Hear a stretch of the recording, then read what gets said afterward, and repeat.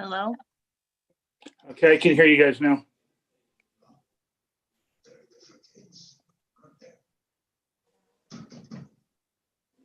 Bo, I think that was me. I'm trying to see what's going on. Were you having a hard time hearing them too? Yeah, I don't hear anything from their end. Well, at least I know it's not just me. Yeah, it's not just you.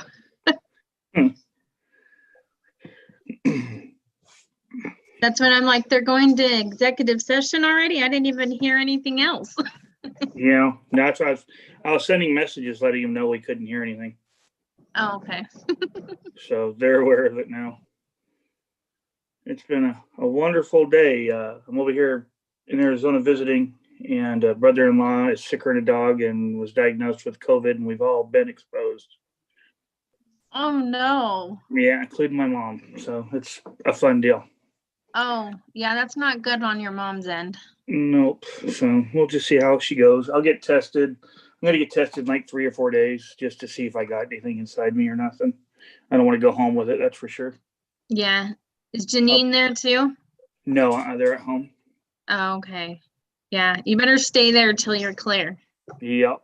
So yeah, I started the quarantine the first day of it. So I'll get Okay. tested in a few days, and then if they don't see anything, I'll finish my quarantine and get out of here. Good. Yeah, I've heard it's got some really severe side effects. Yeah. I don't want it, that's for sure. No, you're not kidding. I know people where it's been a breeze, and then I know people that have died now. It's like, wow.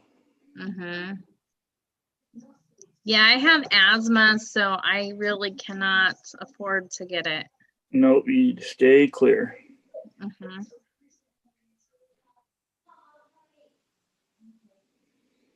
My family's loud, so I'm hoping we don't get back noises. I'll have to push mute a lot, I think. Yeah, I don't hear them at all. I Oh, don't know good. if you can hear my TV in the family room clear on the other side of the house, but Nope, I can't hear anything. I'm in their office, so I'm hoping.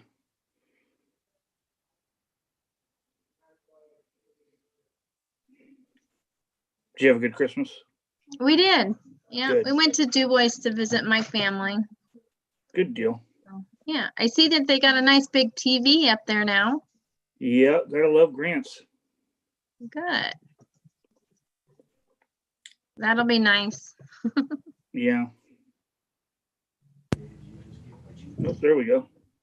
I Nope, heard they had something. Can you it. hear us now? Can We you hear can us? hear you. Yep. Hello. Sorry about that. Okay, we good now? We can hear you. Okay, sorry about that. That's good. Okay. Thanks. RCA Jack's unplugged, so I'm gonna turn the video off and the sound, so I'm gonna remute it while we're in executive session, okay? Oh, gonna call town hall or my phone? I'll call your phone, Joel.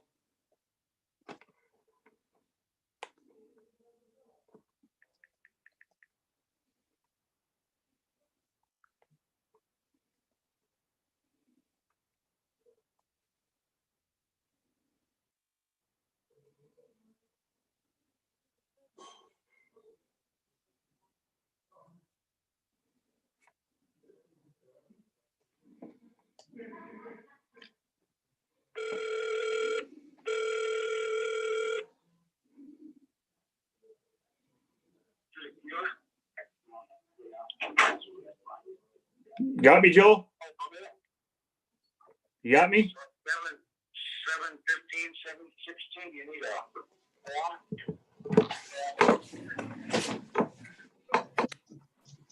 Okay, mention something about having someone.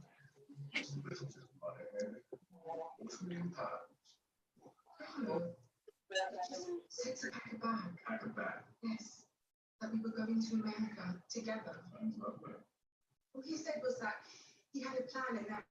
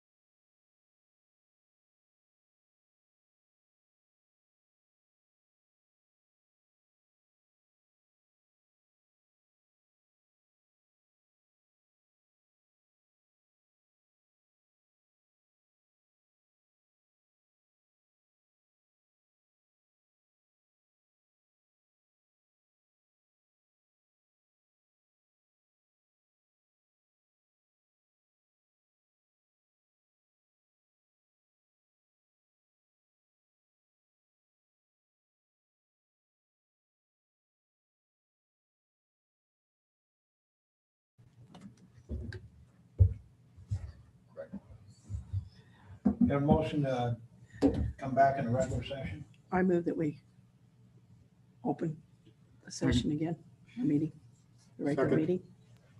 In the meeting, the second council, back in the regular session. Time is 8:15. It's on your, 8:15. it's on your computer. Oh, yeah, it is. Yes, it is. All in favor, say aye. Aye. Back in. Public hearing, rezoning. Chris. Got some barking spiders in town hall.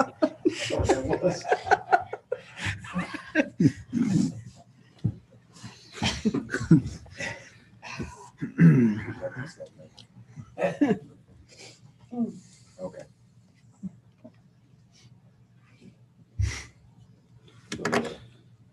So that way you Public moved over. notice for the rezoning. Confidence Builders filed on December 8th. And newspaper publication, Rivers and Ranger, on December 9th. The rezoning of lots 1, 2, and 20. Lots 1, 2, and 20 through 12, block 25, correction, block 24, Shoshone First Edition, Town of Shoshone. And lots 1, 2, and 19 and 20, block 25, Shoshone First Edition, Town of Shoshone. That's the public hearing.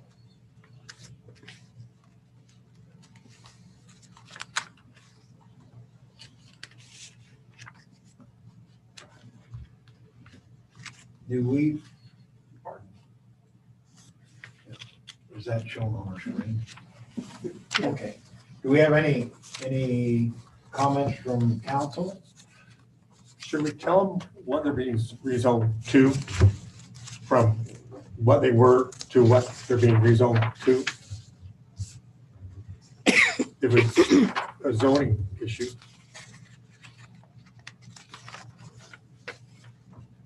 And in the last council meeting, it was in the minutes, it was rezoning from R3 to commercial. Okay, so should that be sold to the public as well? Go from residential to commercial? That was part of it on the last council meeting. Okay. I know that, but I didn't see it here, so I was wondering, should we include that from now on in our rezoning issues, say from here to here? From R3 to Yeah, C1. Just For the print. for the people to know what's being done, instead of just saying it's being rezoned. So you can put exactly in print. Yes, Okay. on I the gotta go. public notice. I can do that. Okay, thank you. More clarity for the public, that's all. I can do that.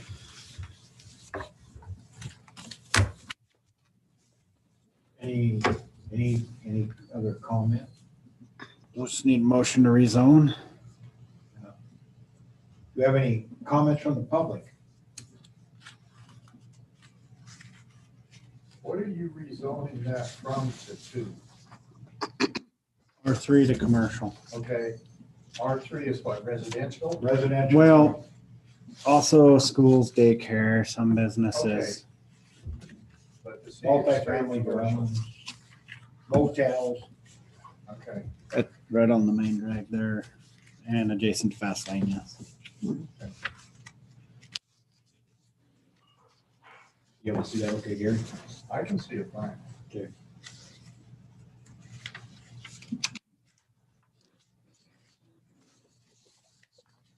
No further comment. We have a motion to proceed?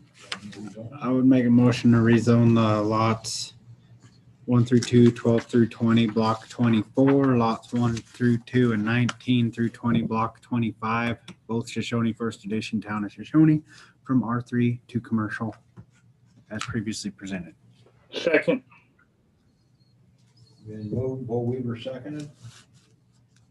Any further discussion? None be, all in favor, say aye. Aye. Opposed? Motion passed. Thank you. Land purchase, Sharon Sauer. But we've advertised that as we made the public notice of the land purchase. Posting the Riverton Ranger, as prescribed by law for the purchase of 73.5 acres of property located at Township 38 North, Range 94, West, Section 28, Northwest, and 40 acres located at Township 38, North Range, or Range 49 West, Section 28, Northwest West, for the price of $95,000.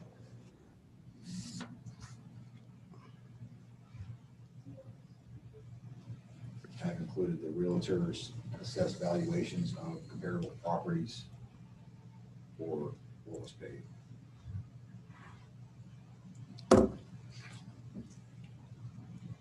On 2016, the town of Shoshone paid $981 per acre for 80 acres of land from Sandy Olson, which is also west of town to the adjacent to the property that we're considering here.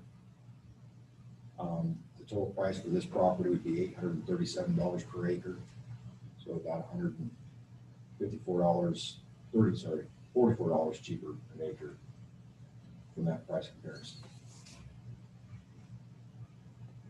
This was from Sun Realty. And this was the only comparable recent purchase of property for him to draw a comparison to.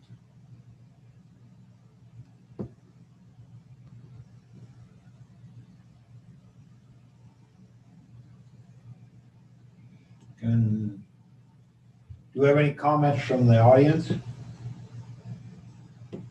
Where's the funding coming from to purchase that?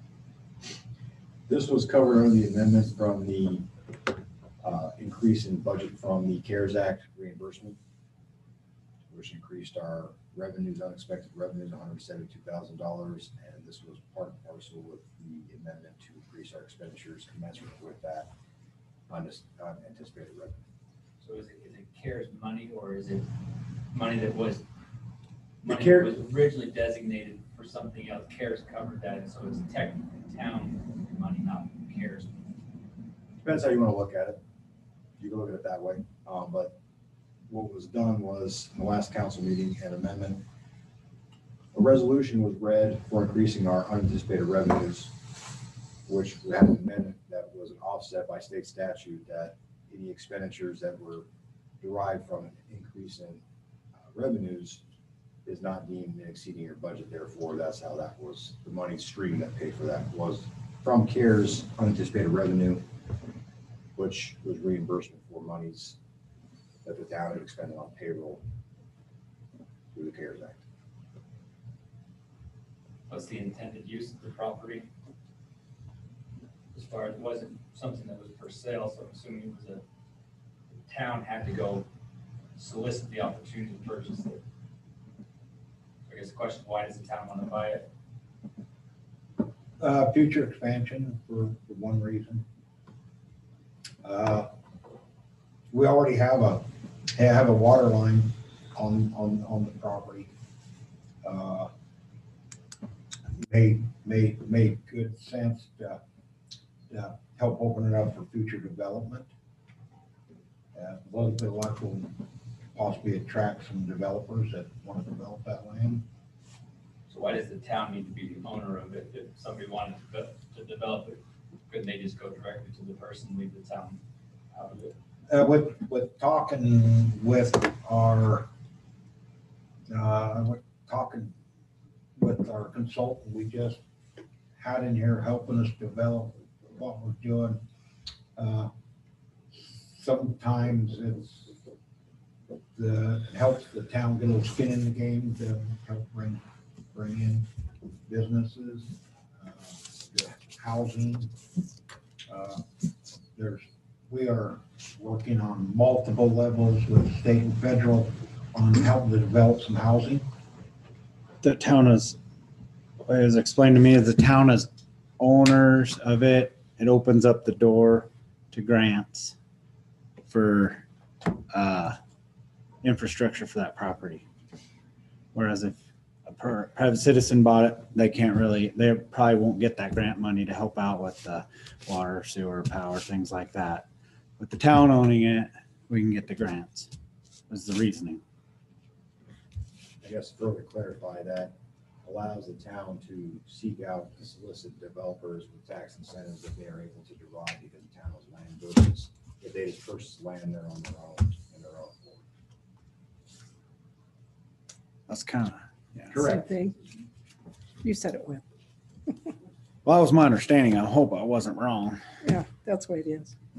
So what's the intended zoning going to be? Is that this meeting or is that down the road of how it's going to be zoned? We've been discussing zoning and that'll develop That'll be done. very soon. You'll be a part of that. Is there any concern with Governor's Gordon talking 15% cuts to Wyoming budgets coming for the fiscal year, which equates to $1.1 billion, and how that will affect our town on what money or what grants might be, or is this, would you say, is more of a long-term, 5 years down the road potentially, is that what it takes, 10 years? What specifically you're talking about as far as revenue stream? The grants that we would have access to are Wyoming Business Council as well as USDA, which would be federal, and it's for rural communities. So those, there's so many different programs and grants. I mean, using an overarching statement and then trying to break it down to how it would affect us, it's not possible. But the grants that we're talking about are, those are ones that would be affected for the infrastructure aspects of things. SLIB is a different mechanism. That's more what would be affected by those. And yeah, we're, like I said, we're busily behind the scenes working on this. And as more information becomes available, public will be notified. With all that work, what's the intended plan Just as we've talked about future development. of housing, of motels, hotels, of schools, of Well, housing is definitely, we already have a school, you know, but there's multiple, there's multiple things that possibly can be done. And we're looking at options. Can you expand on what multiple is, kind of a broad? Not at this time. We're open to suggestions. So if you can't discuss it this time, it seems almost questionable if you should be purchasing this property this time. You're not willing to discuss it with the property with the citizens who it's going to affect, yeah.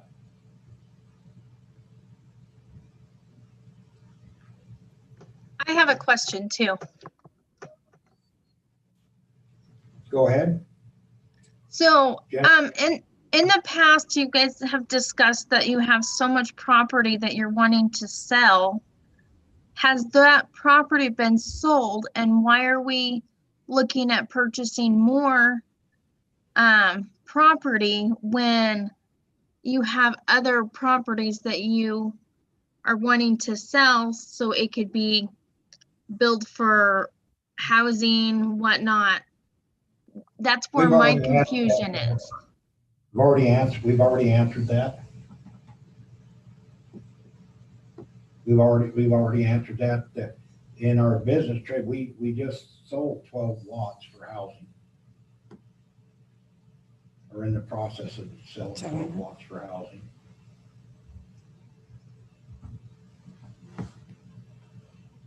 Okay. Still confused, but I'll ask another time. Yeah, but our last meeting, we discussed that with Confidence Builders.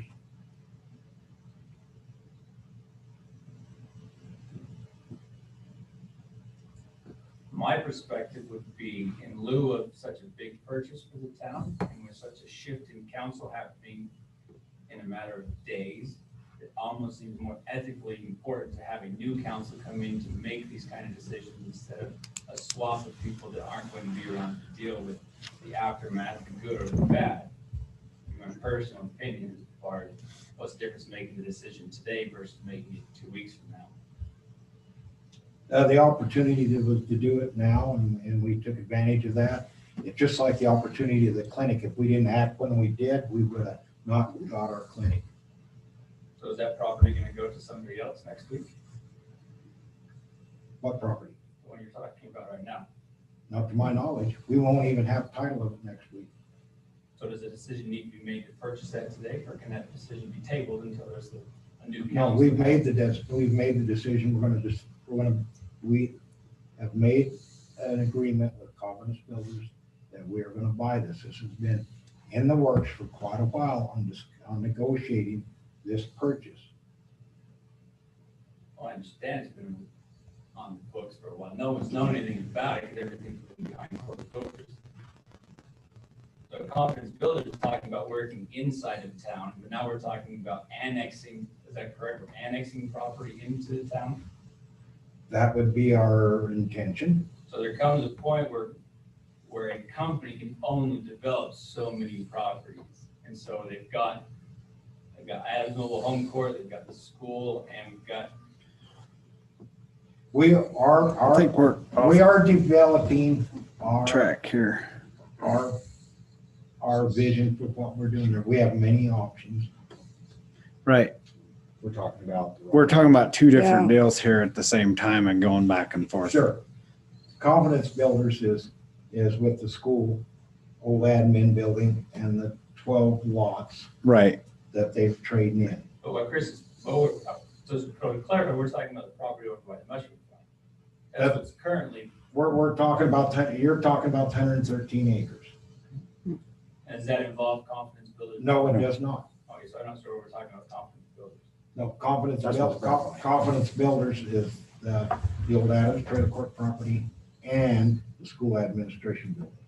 Okay, so going back to what we were talking about with the property over there, we don't want to talk about who's going to develop, what's going to be developed. We just want to buy this property. So Deborah's talking about why are we continuing to buy more property when the truth be told, what's really being developed, what has been developed in 5 years. I can answer that. So a lot of the property that we own, that we're talking about, we have lots of property, is in undeveloped areas that we can't develop. It's far out of town, that it's not something, this is property that's close to the town of Shoshone. It's within, butts up against Shoshone where we currently lie.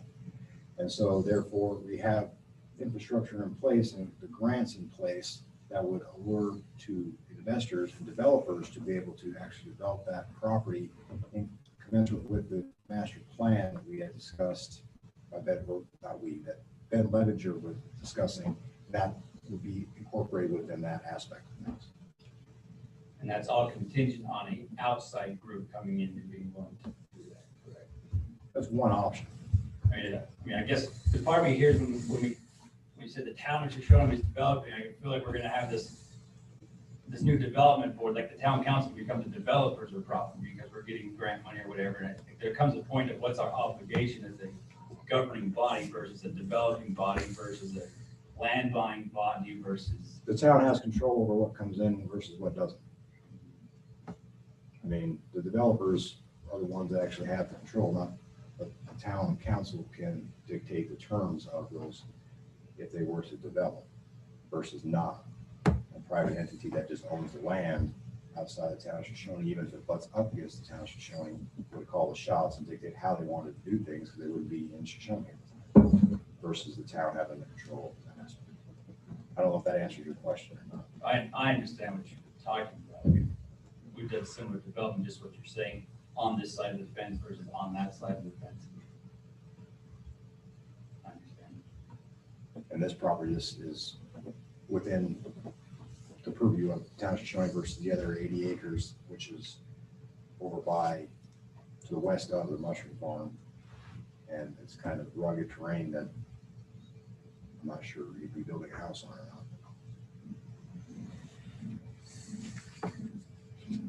Gary, Confidence Builders, you talk about, who owns Confidence Builders? Mike Norwood and Tim Thompson. Okay. Bo, are you hearing Mike and Gary speaking? Jennifer, I anybody? can hear them. Yeah, I'm hearing him. Okay, good. Thank you.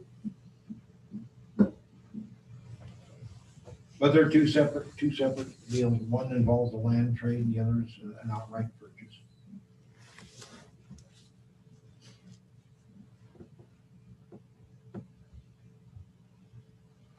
Did I answer your question, Jennifer? To a point. Thank you.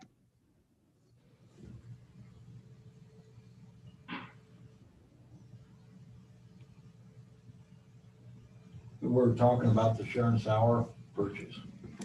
113.5 acres for $95,000. The appraisal price was what, 98, 99,000? 98.5, I believe. So we're purchasing under appraised valuation.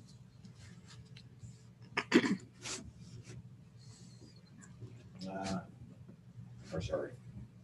Not the appraised value per acre. Price comparison.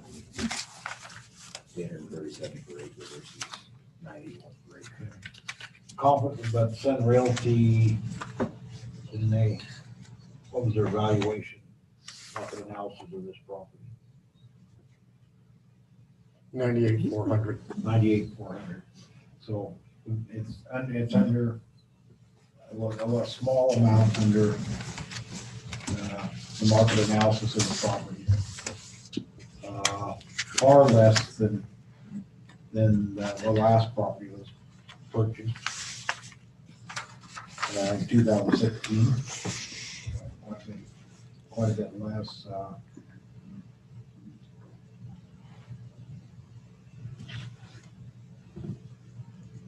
Gonna have a motion to go ahead and move forward. There's nothing has been brought up, I believe, that would prevent. We have no official, any complaints or anybody talking about it. It's under appraisal or anyway under market analysis. Go ahead and move forward. I intend probably near January 4th, issue the check and complete the deal. I move the town purchases a property from Sharon Sowers for $95,000. A second. Been moved and seconded. Do we have any further council answers or questions? None being, all in favor, say aye. Aye. Opposed? Motion passed. The next was the purchase and exchange with Confidence Builders. Explain that a little bit. Public notice was published in the Riverton Ranger as required by law. And it was for the purchase of the 6 lots on block 14. Sorry. Blocks 24, lots 1 through 3 and 18 through 20. 300 block of Idaho Street, which is showing first edition, for the price of 12 lots located on block 14, lots 1 through 12, the 300 block of Maple Street, plus $100,000 to Confidence Builders.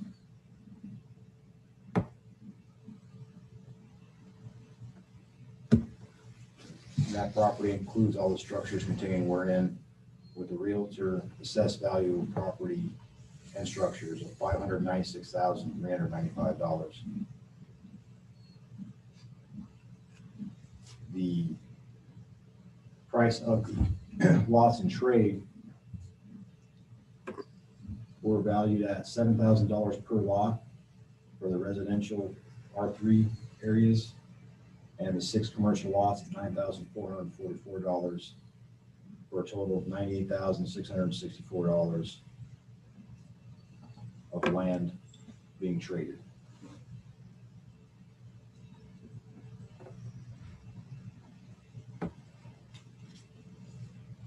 comparables were drawn by recently sold property, Cindy Simcox, for 9 lots for $85,000, which were commercial lots at the time. And those are the 9 lots that were sold for the comparison.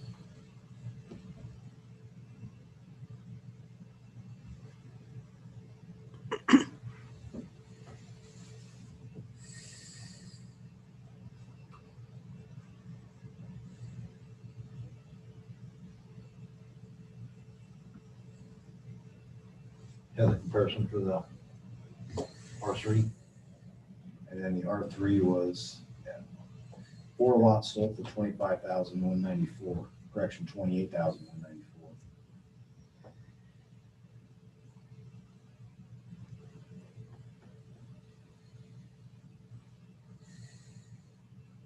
And in September of 2019.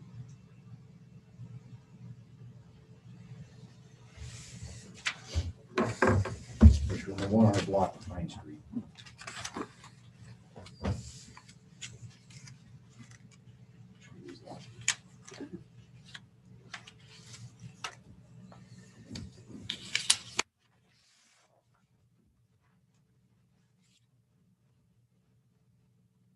Any questions, comments from the audience? Where does this money come from to purchase the admin, or what was the admin building? 1% capital projects. Optional tax. What's the intended purpose of purchasing that building? Would be to move town hall, move our town hall, our police department, our library to that building. And that property, we got 6 lots with it. That would open up, to put our property here for sale. It's commercial property, and I believe we'd attract commercial business here.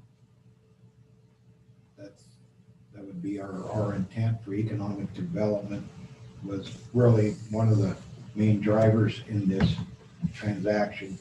Not only does it open up more property for commercial development, it also opens up 12 lots for home building. I know Confidence Builders has expressed their intent to start building homes this spring on that property. So it's not only do we get some much needed housing in Shoshone, but it also opens up property for commercial use, which hopefully could bring jobs and more people to Shoshone. What's the anticipated cost to revamp that building to make a town hall? It depends on what we do with it, how the revamping is. There again, we're looking at multiple options. There may be funding, either federal or state, that qualifies for both for remodel. So is that $1 million, $500,000? Certainly you come into it with some form of expectation, yes. Probably most likely, the COVID has driven up the prices on materials a whole bunch, but it's probably in the $150,000 range or less. The clinic was 200,000. This will be less than the clinic. The clinic was 196,000. So you're anticipating this will cost less, although it has more square footage, needs more stuff, will be less than, I mean, just based on what we know, COVID or no COVID, that's what we're anticipating, is less than 150,000 to remodel. So the clinic was a complete tear down and a complete rebuild back up, including all the HVAC. was part of that price. The same rumor has, and it's just rumor of what's happened inside that building, has been substantial damage as it's sat over the years. But that was repaired under insurance. It was what. Yeah, it's been repaired. So that was the, That damage did, as my understanding, did happen and was repaired that was frozen pipes and other things, electrical, there was some vandalism. I mean, I've not been in the building. Sure, it's all been repaired. under insurance. So that's all taken care of. A lot of new stuff in there. Well, as a citizen, I would still oppose the purchase of property on such vague speculation going into times of such uncertainty. Talking about COVID, talking about funding being cut, I would say is not a good use of town funds at this time, especially since nobody else is chomping at the bit, hoping to buy, especially since the council will not come to the public with more than, we have multiple things we're considering happening. I have multiple dreams as well, what I'd like to do in Shoshone. There is a reason being that not only city council, but state government, when talking real estate issues, do not divulge all of their plans because it can affect land property that you may be looking at purchasing. I did a project for the state of South Dakota. We could not even talk. We were working for the state of South Dakota because they were looking at a ranch, and they didn't want the anybody to know because it would drive up the price. We have restraints that that's why executive session, real estate, personnel issues are talked in executive session for that reason. You know, we're working on projects that we're doing. At this time, we cannot divulge everything that we're working on.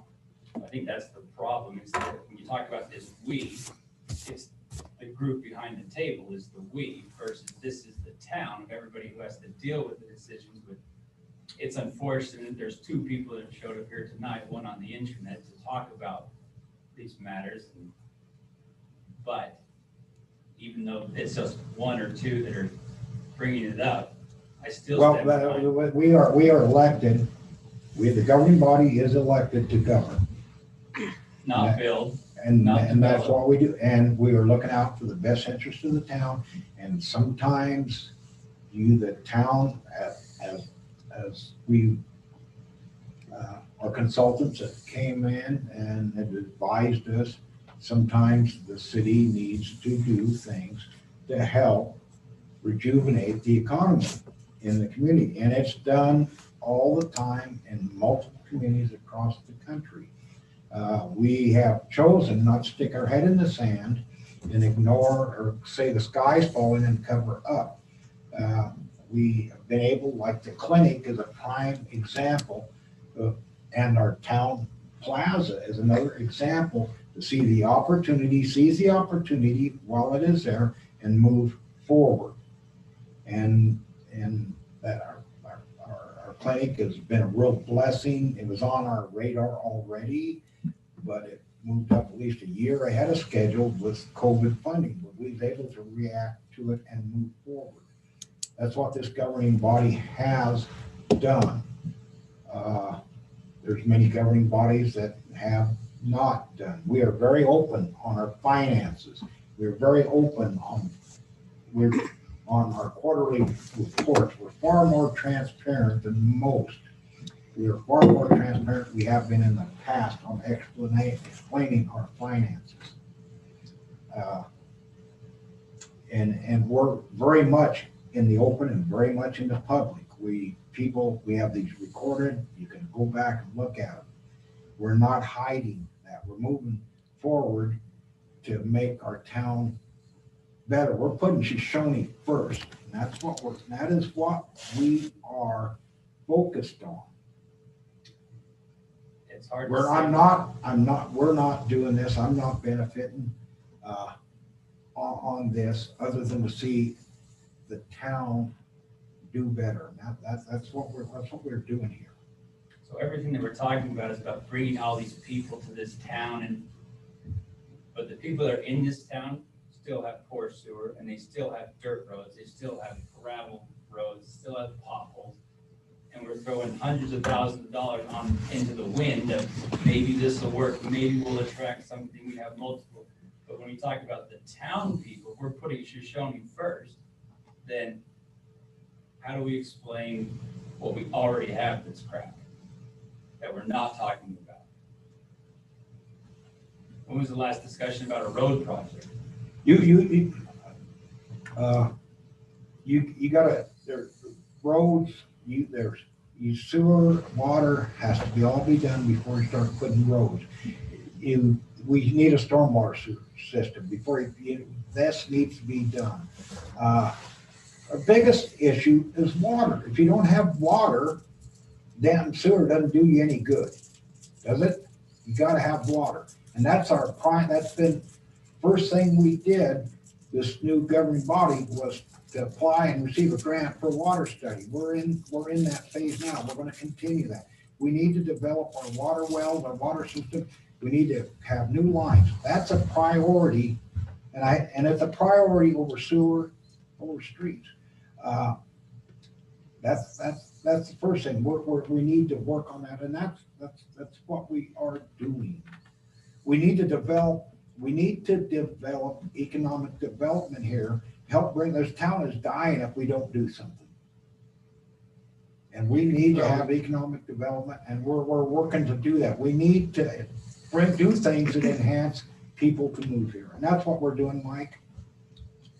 I can tell you as a business owner, having been in business for 10 years in Shoshone, there's an awful lot of promises and hopes and dreams going into a down economy.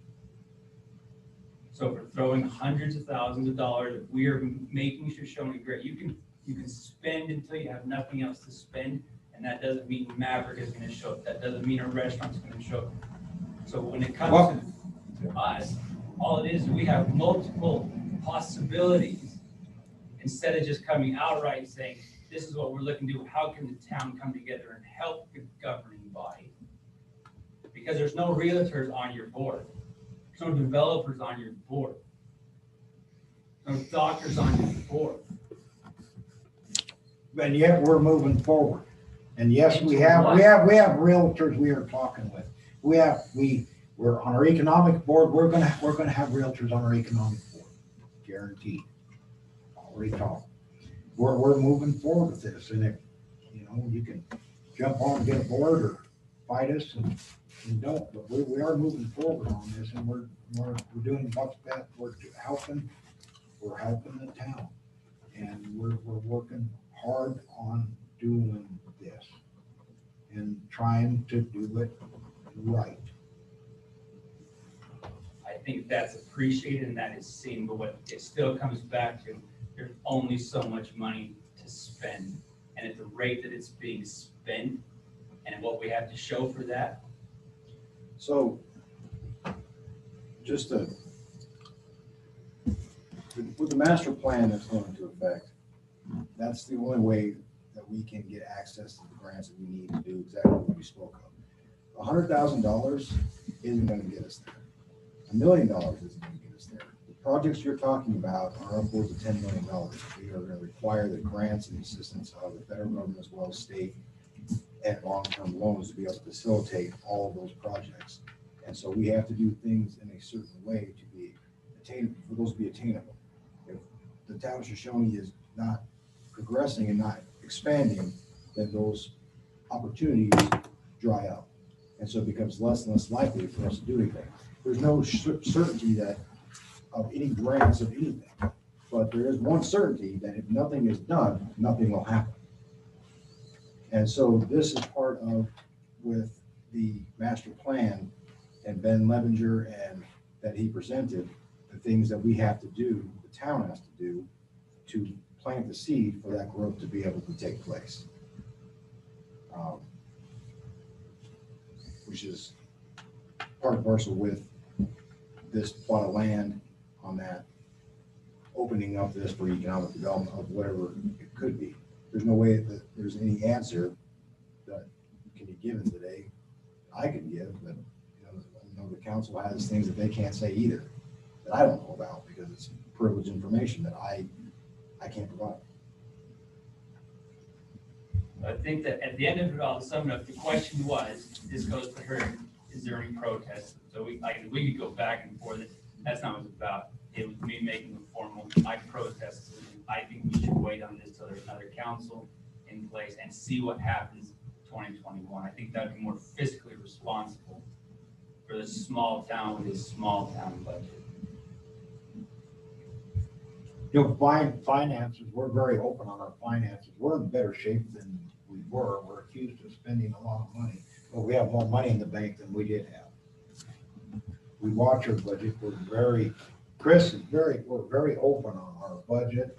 The way we approach this year, we tighten our belt way tight, and then we address our budget quarterly and work within our means. And I just want to point out that this is being funded with 1% monies that are a county tax, and the county can take that money back. It's not money that just, it belongs to the town to use, but it's not money that we can just stockpile and never spend.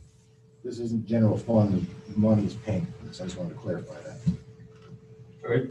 I look at it's the downstream. That's what we're talking about. Things are good right now, as good as they have been. You're very transparent. That's not what any of this is about. It's saying what happens if things start running dry. When the government says we're cutting funds, or when the federal government's not going to send out money, that's what's our contingency of, are we in a position to sit on something for 5 years?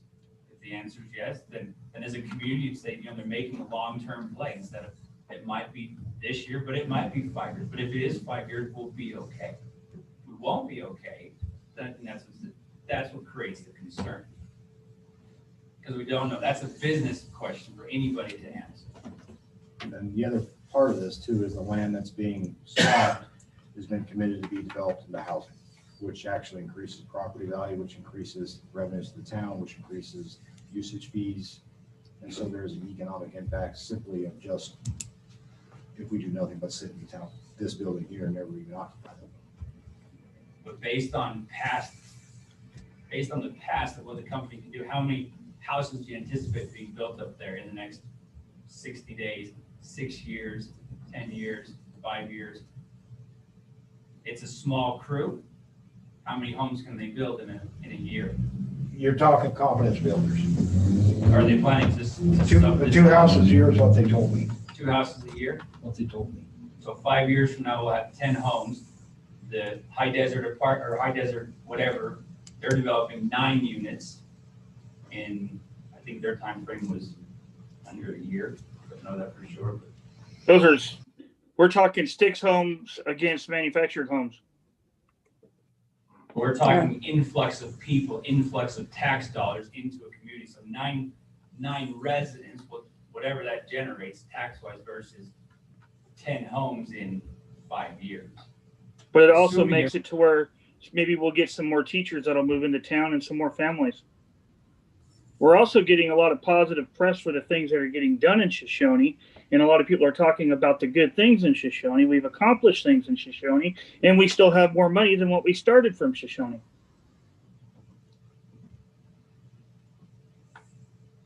We've also had other developers talk about purchasing land in Shoshone and building homes.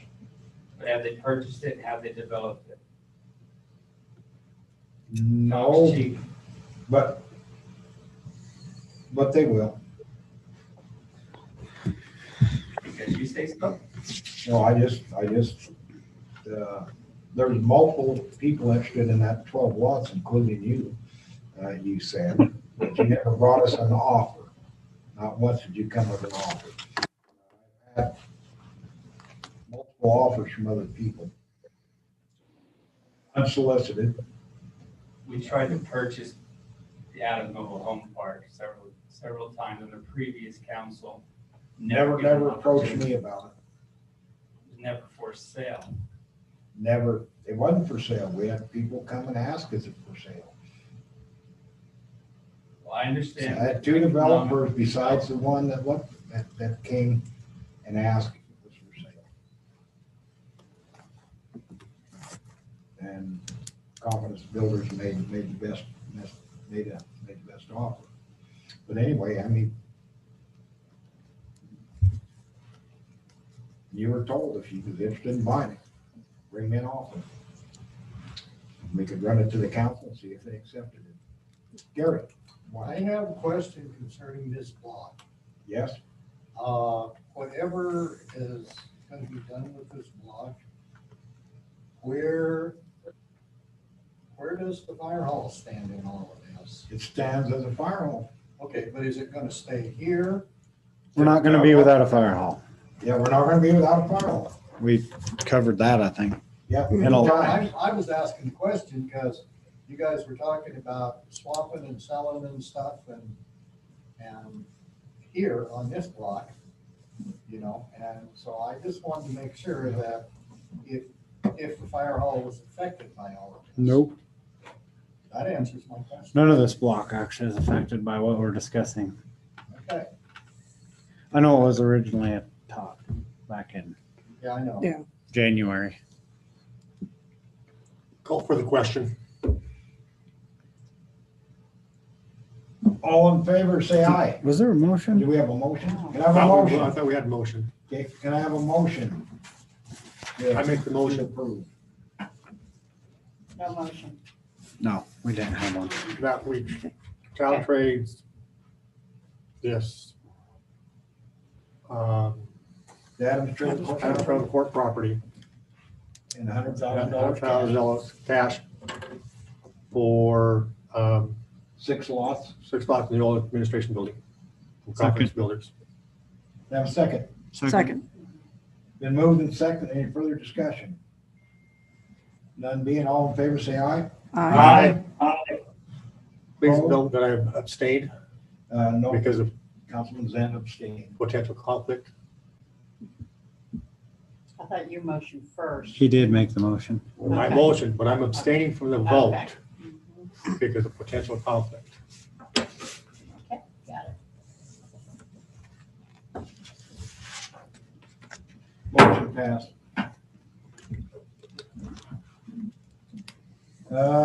Quarterly financial resolution 2012. 2012. 2012. Okay, just, those in the audience, our budget has passed that we were going to come back and reevaluate our budget situation quarterly instead of yearly and make adjustments as deemed appropriate based on our revenues per quarter. So this is resolution 212. A resolution authorizing the increasing of the fiscal year 2021 budget revenues for the town of Shoshone. Whereas the governing body of the town of Shoshone passed a budget resolution for fiscal year 2021, including expected revenues. Whereas the governing body for the town of Shoshone recognizes revenue estimates are unknown due to the COVID-19 pandemic. And whereas the governing body for the town of Shoshone recognizes revenues from both unexpected sources not budgeted and revenues in excess of budgeted revenues have been observed during the second quarter of the year. And whereas the governing body for the town of Shoshone authorized emergency increases in budgeted expenditures. And now therefore be it resolved by the governing body of the town of Shoshone authorizes the town treasurer to increase the budgeted revenue of the following line items in the amount specified commensurate with revenues received in excess of budget.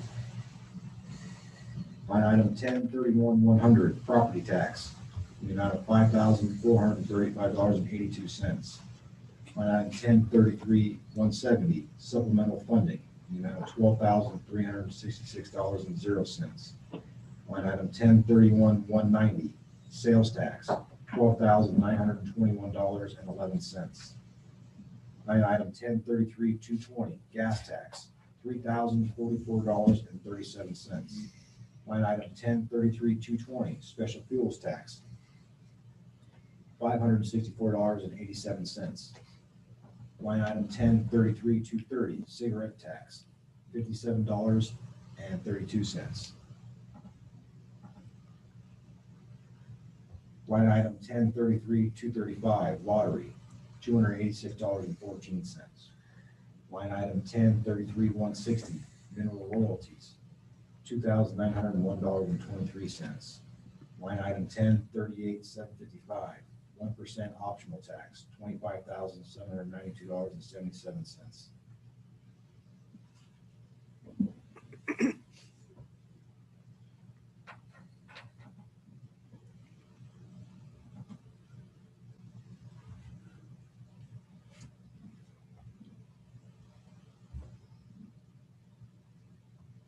That was it. Make a motion that we adopt resolution number 2012 as read. A second. Been moved and seconded that we adopt resolution number 2012. Any further discussion? So this is all unanticipated revenues that are above and beyond our budget. Do you have the Right. screen share on? Or if you go to Zoom, I can show you the spreadsheet. It'd be easier for me to explain that.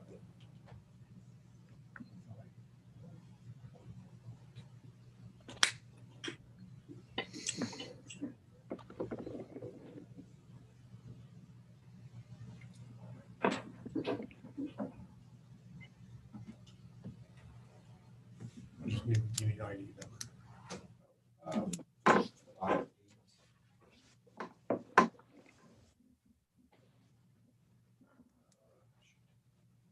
Should be on the top of the paper here. Yeah.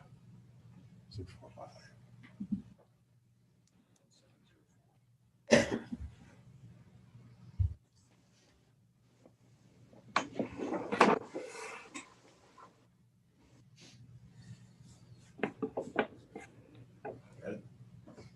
I'm waiting.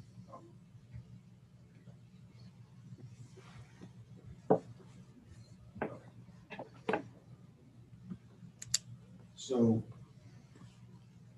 this is the breakdown of the Q2 revenues versus budget. When we did our budget, this is this line right here, Q2 budget, broken down per quarter. And this was our yearly budget when we set our budget for fiscal year 2021. And this is what was actually received during that second quarter over the budget for the quarter. And then this last line over here for annualized is what we would receive for the full year based upon that, what was observed during Q2. And the amount available for this quarter is what was over the reduced budget for Q2 initially, of $9,250 versus what was actually received of $14,685.82 that quarter. That falls the same for all the items as discussed. The 1% optional tax was left out of the Q1 revised. So this is actually for Q1 and Q2, which is why it's 25,000, not just 13,000. So that's not to be expected every quarter, that it'd be 25,000. It's just because it's Q1 and Q2 combined to this one increase, which gives us $36,000 received over what we budgeted for revenues for this quarter in general funds, and $25,792 and 1%. And those will go to general fund, The 36,000, 36,000. correct. The 29.7 will go to a 1 cent in the STAR account. Is that where it goes? It just go on our yearly budget at the end of the year then. And they are at this time, they have no attachments to these monies This is, for this, for expenditures. that would be the amendment process that comes after this. Okay, and that'll be done in January. When we do our quarterly budget increases, then we have the allocation process that attaches so we can make the adjustments for expenditures. But this time, nothing has been allocated for expenditures. Up until this point, no. That's not my question. Okay. Nothing, these monies are not spent at this time. That's all I wanted to know. Sorry, you're correct. Okay. Thank you.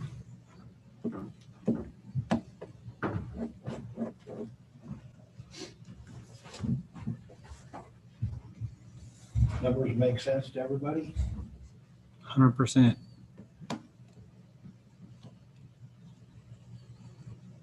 Did we have a motion to approve?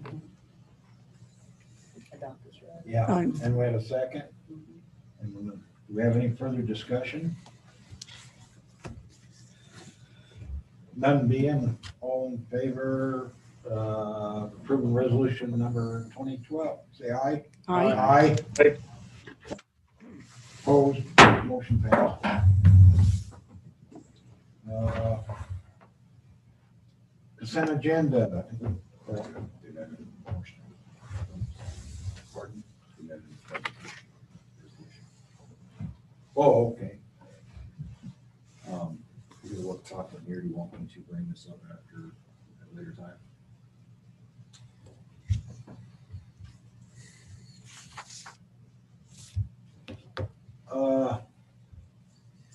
Yeah, let's talk that, or we need to amend our agenda and discuss that at this time. Then I'll bring this up after. Right.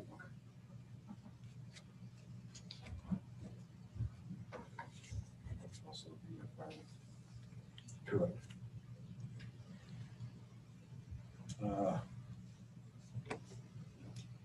This would be a good time. Can I have a motion to amend our agenda to discuss salary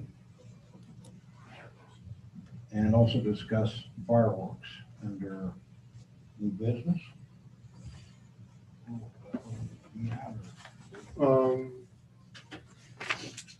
We're jumping to new business already, or we want to finish? No, up? I'm just wanting to put it on the Put the- agenda there. Oh, Just, I'll make a motion to amend the agenda and add to the new business. Put it under, I think we put it under new business, under salaries, and then, and also I'd like to also add discussing fireworks for New Year's Eve. I'd second her motion.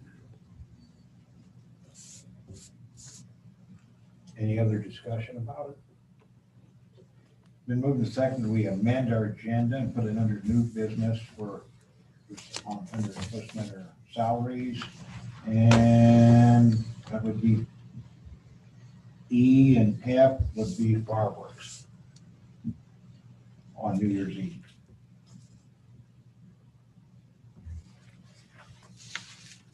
All in favor, say aye. Aye. Aye. Opposed?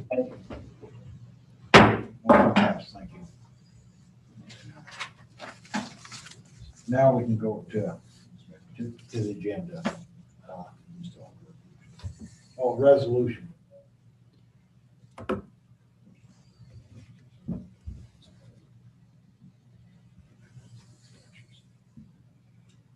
Okay, I'd like to.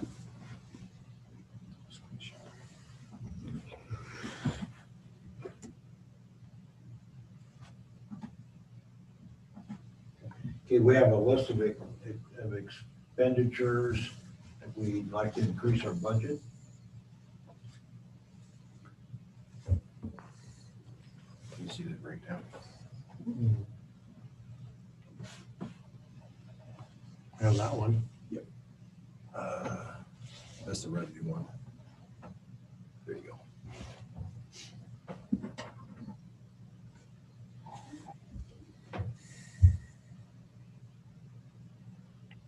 So what we'd like to do in increase expenditures, You want to explain? yeah, go ahead. So just as we've done with quarter one, quarter two, during the budget process, we knew we were gonna have come back and evaluate certain things from time to time, each quarter based on our revenues. These were the suggestions I put into the amendment. Office supplies was $900, increasing by $600.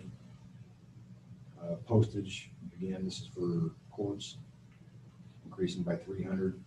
Miscellaneous, which is everything from office, additional office supplies, weird stuff. I'm not sure exactly all what the court needs, but it's nominal increase of $250.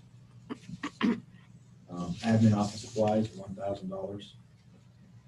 And here on this left side is the percent of budget where we're currently sitting. Cassell copier, the 10,500, that is an increase for a couple things. One would be 3,500 for Cassell, which would give us the ability to have online bill pay with credit cards. So we can have the module for Cassell. It's a one-time payment, which allows the town to collect the water bill payments online, Oh, that'd be nice. as well as court payments online. That's be necessary. I'm not sure, I'm sure Kathy can enlighten me a little bit, but we have a large amount of people who don't pay court fines. I'm not sure what the total amount of outstanding is, but I know it's over $14,000. Yes, it is. For people that request to pay with a credit card, this would allow them to do so, which would hopefully increase our returns on that aspect, as well as making people's life easier, especially with COVID. They can pay from the comfort of their own homes. And it also includes $6,000 for a new copy machine, since we've pretty much destroyed that one with this audit. That's what that 10,500 would represent.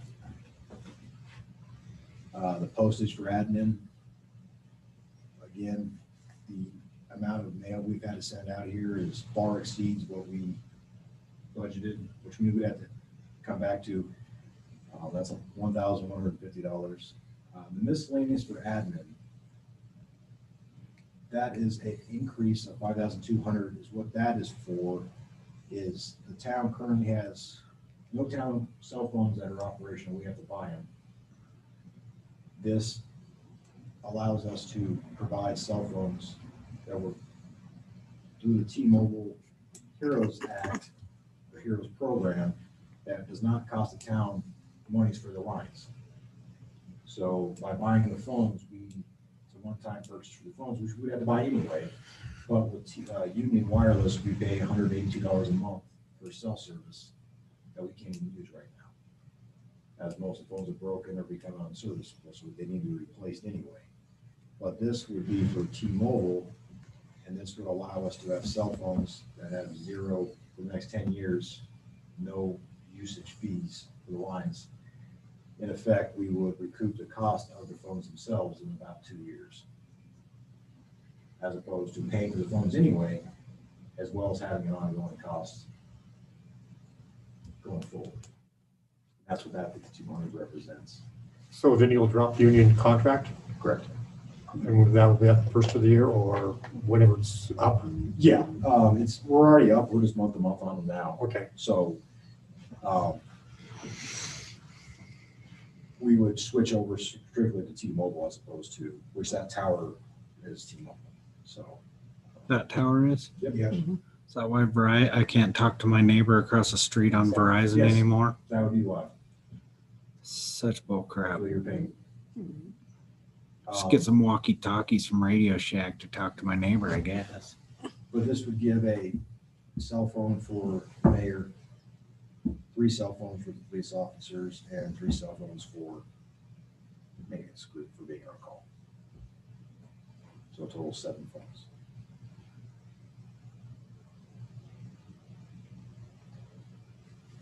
And the ongoing cost of that would be 0.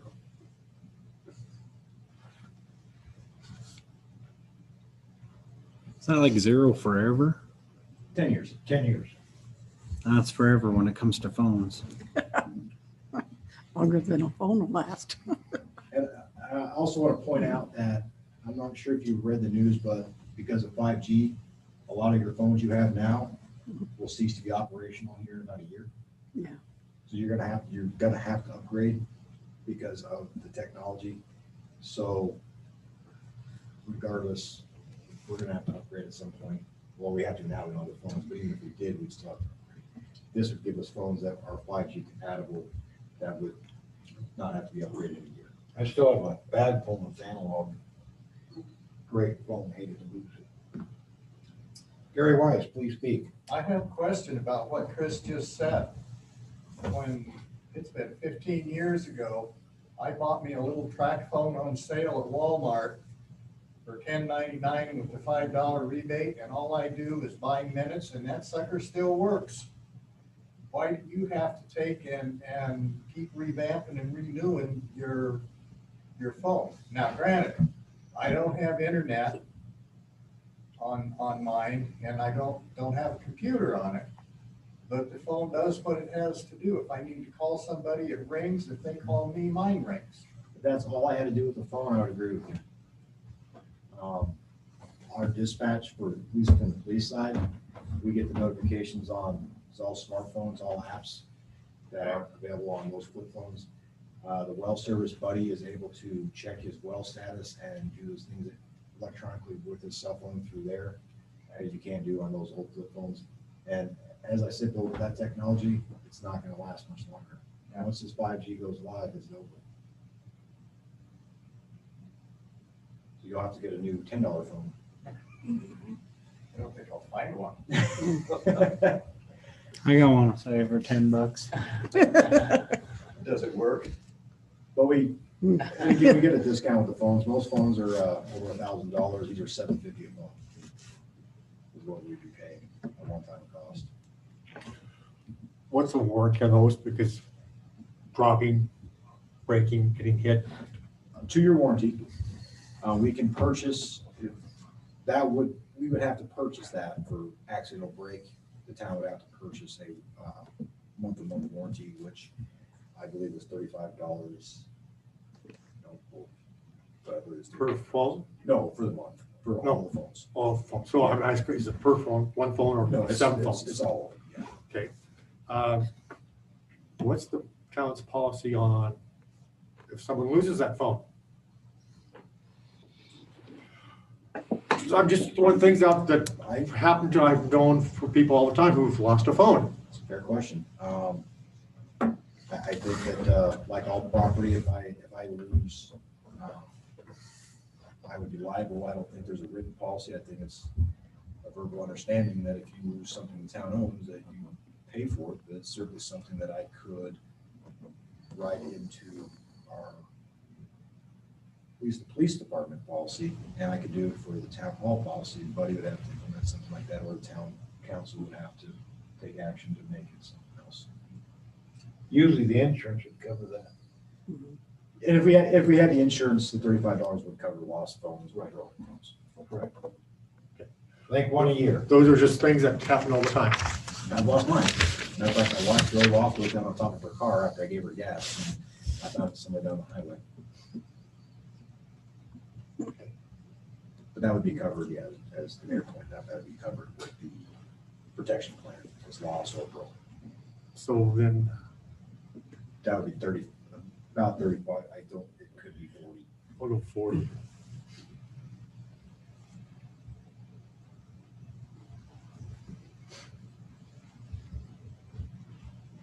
Which this budget increase would be enough to cover that too. Yeah.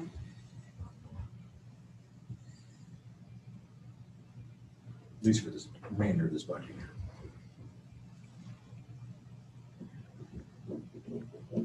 Office supplies for the police department, that's just general supplies. We didn't have any files, so I had to purchase some files, so that's just a nominal increase of $300 for the rest of the year to odds and ends for staples, whatever we need for that type of stuff. Miscellaneous, it's just $250. Our budget is only $500 to begin with, so we didn't really have a lot. We're at 94% right now.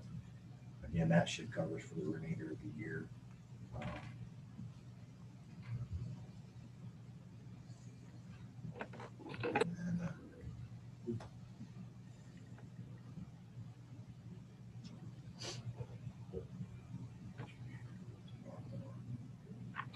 Lost my train of thought. I apologize. I'll come back to it. I'll remember it. The vehicle repair, streets and alleys. Wait, just skip the capital outlay. I drew a blank. I'm going to circle back to it for you. Okay. I got to remember what's going on there.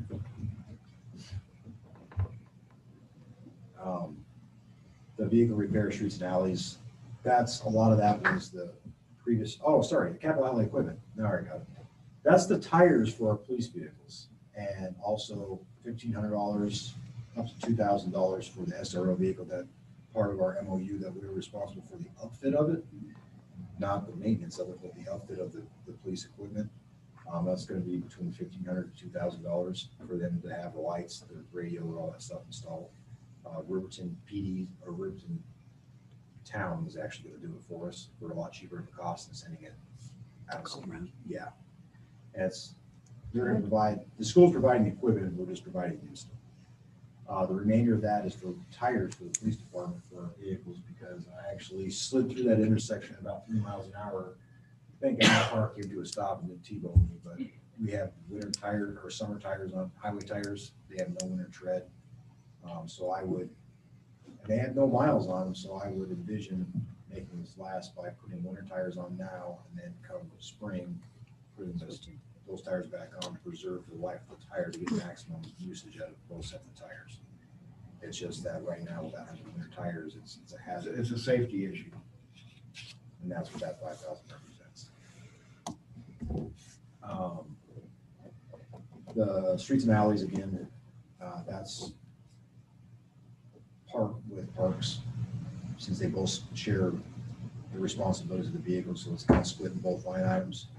So the vehicle repair for streets and alleys and the vehicle repair for parks and rec is both part parcel of each one. So increasing each line item $750. Now that they have a new vehicle and they're able to retire the one vehicle, that will severely reduce the amount of monies that they're having to put in for repairs. That also includes oil changes, brake changes, and because of the cost that they had to put into repairing anybody's other vehicle, they have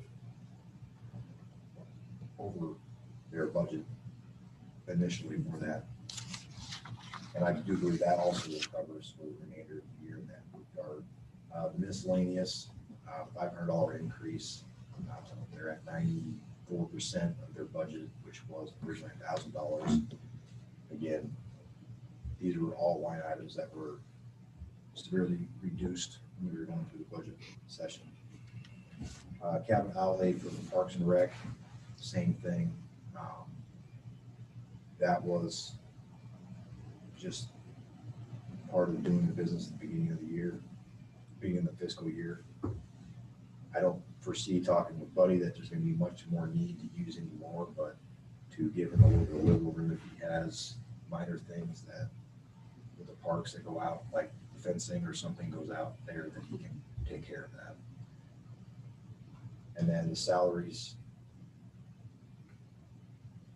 payroll benefits, and payroll taxes, that would encapsulate the remaining portion of the $31,460 increase in expenditures if it needs to be used. The total amount of Q2 revenue above budget was $36,422.38, of which $31,460 is proposed for allocation, leaving $4,962.38 unallocated, which would remain in the budget for the end of the year as a surplus for this quarter. And then the capital expense, 1% tax increase, and these don't require any additional line item increases, but these are just proposals of what that would allow the town to do under the capital expense line item. The lighting for the basketball court and the electrician fees to run the line, sodding the grass, or putting sods through grass, as well as the sprinkler system. The internet routers upgrade, that is a one-time upgrade as well. Because what that does is give town hall and all town buildings, the library, police department, as well as town hall, access to 5G, which I'm not sure if Bo remembers. I showed him. We do have a 5G demo device that I was given by T-Mobile. And I tested the bandwidth of RT, what we currently have, with our 4G, which is the router that powers our town meetings. And then I showed them the 5G. And the 5G was about 220 megabytes a second download, 80 megabytes a second upload speed. RT was about 26 megabytes download, not even 1 gig, not even 1 megabyte upload. And our 4G was about 28 megabytes download and 8 megabytes upload. So the 5G is 70 to 80 times faster upstream than RT that we currently have for internet. And the download speeds are almost 10 times faster download speeds. And we have to pay for the routers for that. And then also the service fee for that line for the access is actually cheaper with 5G. So it's $55 a month, which would also reduce our monthly internet bill for all of our facilities. The reason it has to be a router, not just a hotspot, is because we have to be behind a sonic wall for firewall protection and safety, especially with the police department. And so that's why we have to actually get the router, not just a hotspot. Which is why we currently still have to use a router for town hall business other than this right here. We pay $30 a month for the 4G lines that we use for this. The 5G is $55. We're paying, I can't remember what the bill was, $112, $114 per month for internet for town hall. Something like that, like I said, yeah. So it'd be approximately half the monthly bill that we're currently paying for RT and have much faster service. It's the closest thing we can get to fiber optics until we actually have fiber optics. And actually it's about as fast as fiber optics.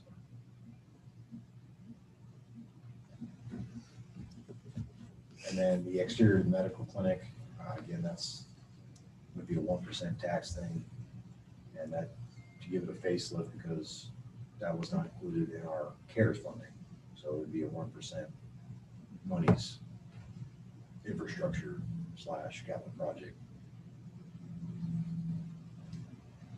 which with these increases here,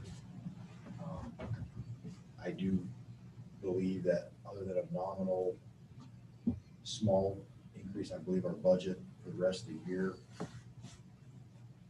for our general revenue side would be sufficient and would not require any further adjustment.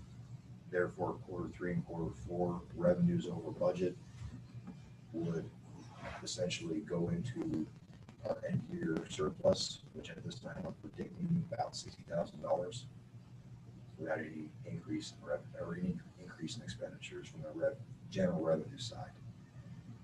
And I project between $35,000 to $45,000 will remain in the capital expense side at the end of the year, which I'll get more into in the clerk report, but that would allow the town to either save it for next year or possibly look into doing with grants, some other projects like lighting and things like that in town in the with the next council.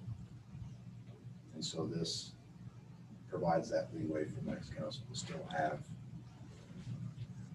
the ability to, in the capital expense side, to be able to do things.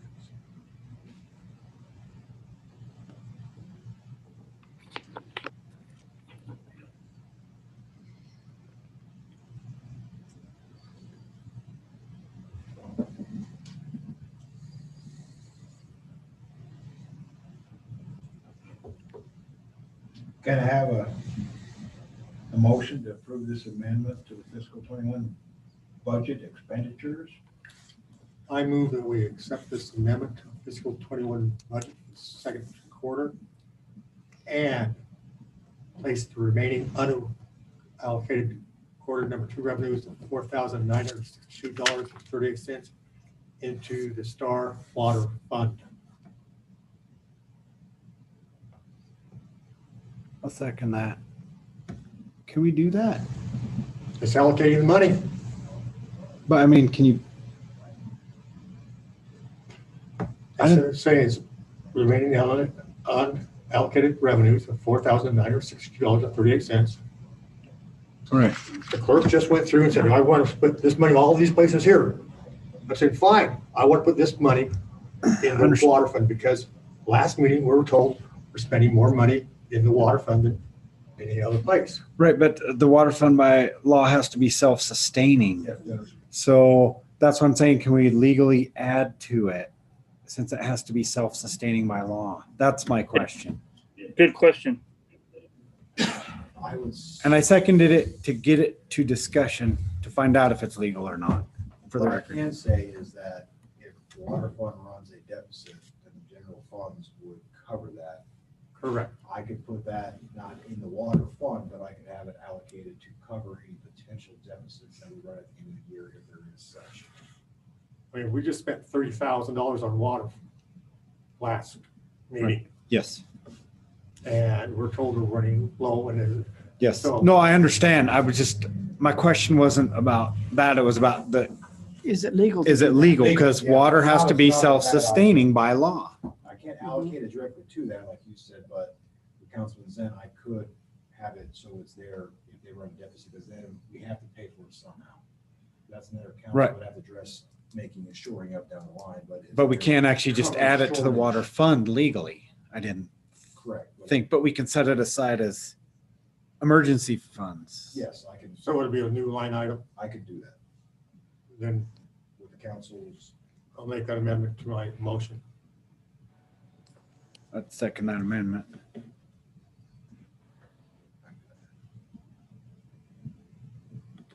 So to create a new line item for emergency capital enterprise. For that, with that remaining, if it's in the deficit, yeah. It would need to stay under the general administration side, but I can't put it into the enterprise fund, so it's still. Yeah, so Right. it'd be a line item. It'd be a general Like fund. 1054 dash I just, yeah. 300 or whatever. Clarify that would be a line item that was created under the general administration with a description title for Emergency water emergency fund. water. Yeah, so instead of pulling out of the star fund, we pull this out first. No, you can't pull it out first. It'd have to be pulled out last. I believe. Not out of the not out of the enterprise fund. It can't be put into the enterprise fund. And if I'm correct, as Jake mentioned. But if we earmark it in the general budget, that if we run short, If we run out of money. in the then we enterprise- use that. Yeah. Yeah, if we before run we out go of to the money, enterprise. yes. Yes. If the enterprise fund runs out. Then that's our emergency funding. That Yes. was my understanding. Yes. Okay, That was the amendment. you bet. Been moved and seconded. It'll be on YouTube, Any- Kathy. Further discussion? Been moved and seconded that we place $4,962.38 into a new line item created if there's a shortage in an enterprise fund, water enterprise fund. This would be the money that would go towards it. And to accept the rest of the amendment. as And presented. accept the rest of the amendment as Stated. as presented. All in favor, say aye. Aye. Aye. Aye. Opposed? Motion passed.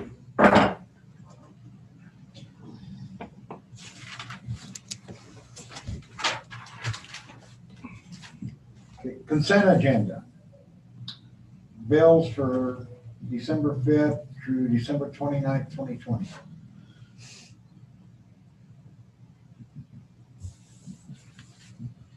I don't think I saw anything that was off.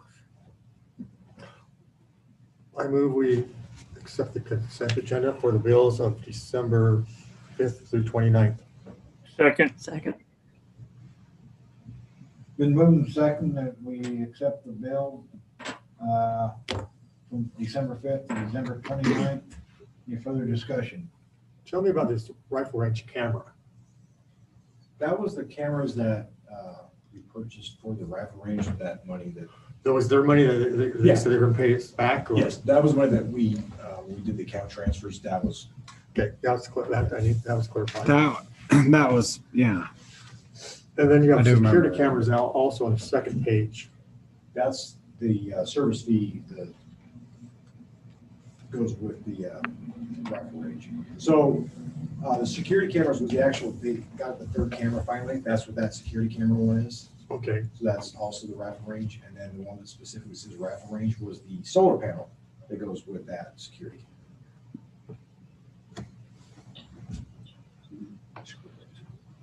okay. So are we finished with the medical center for furnishing it? These were bills, okay, so, I mean, this was the final bill, and I called her because I had to get them in. But these were stuff that we received back in August, September. But because it was the vendor that we ordered it from, they outsourced a third party, and then that third party bills them, and then they bill us. So that's why they're just now showing up. okay. So this was for the microscope that's sitting in there right now. It's delayed billing. You know, that bothers me, this delayed billing, saying, hey, you know, we're told everything has to be done, turned in by the 8th of the month. And now we're getting billed for it. But why? Yeah, this whole COVID thing was very frustrating, but this was the last set of bills. Because I had the invoice, the original orders, and I matched them up and it's been submitted, but these are the last bills that came in for payment.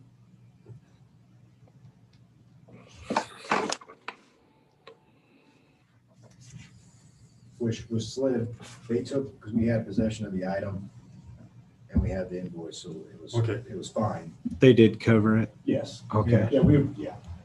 Like I said, this was ordered back in August. And we've already received it, it just. It's like your Final kid's 14 months old and you're still getting bills from the delivery. I get it. Something like that. Okay. No, it happened. Sorry. Any further questions? None being, all in favor, say aye to approve the Bills. bills December 5th through December 29th, 2020. Aye. Aye. Aye. Opposed? Motion passed. Minutes for December 8th, 2020. Move we approve the minutes. A second. Is there any additions, deletions?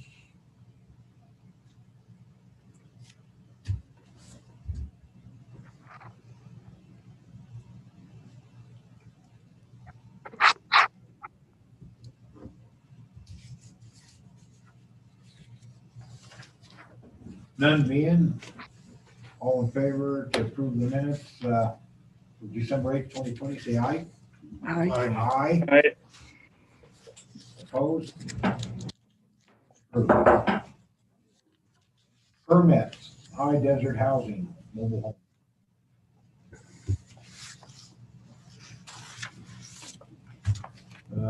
High Desert Housing, moved in a trailer. I think everything's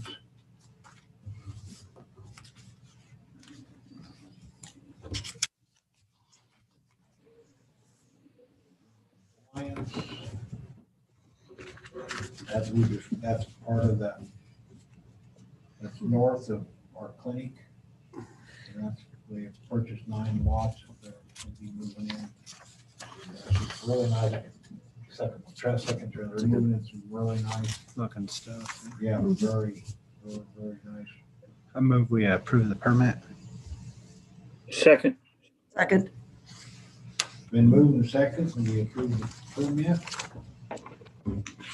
16 by 80 trailer. Any further discussion? All in favor, say aye. Aye. Aye. Opposed? Motion passed. Parents by citizens, Solid Waste District, Gary Wise, please.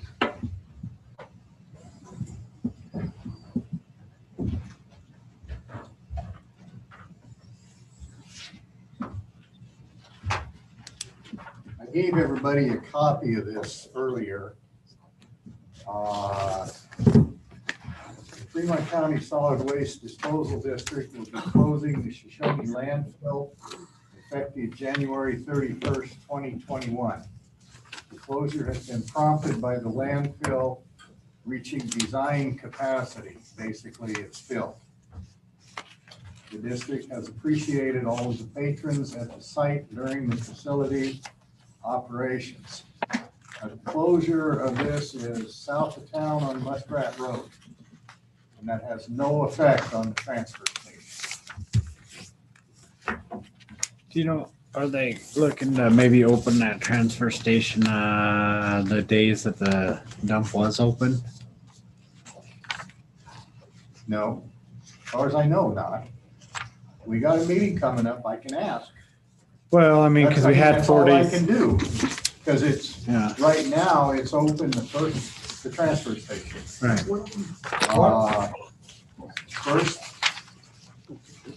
First Saturday, no, first Friday and third Saturday, Yeah, or vice versa.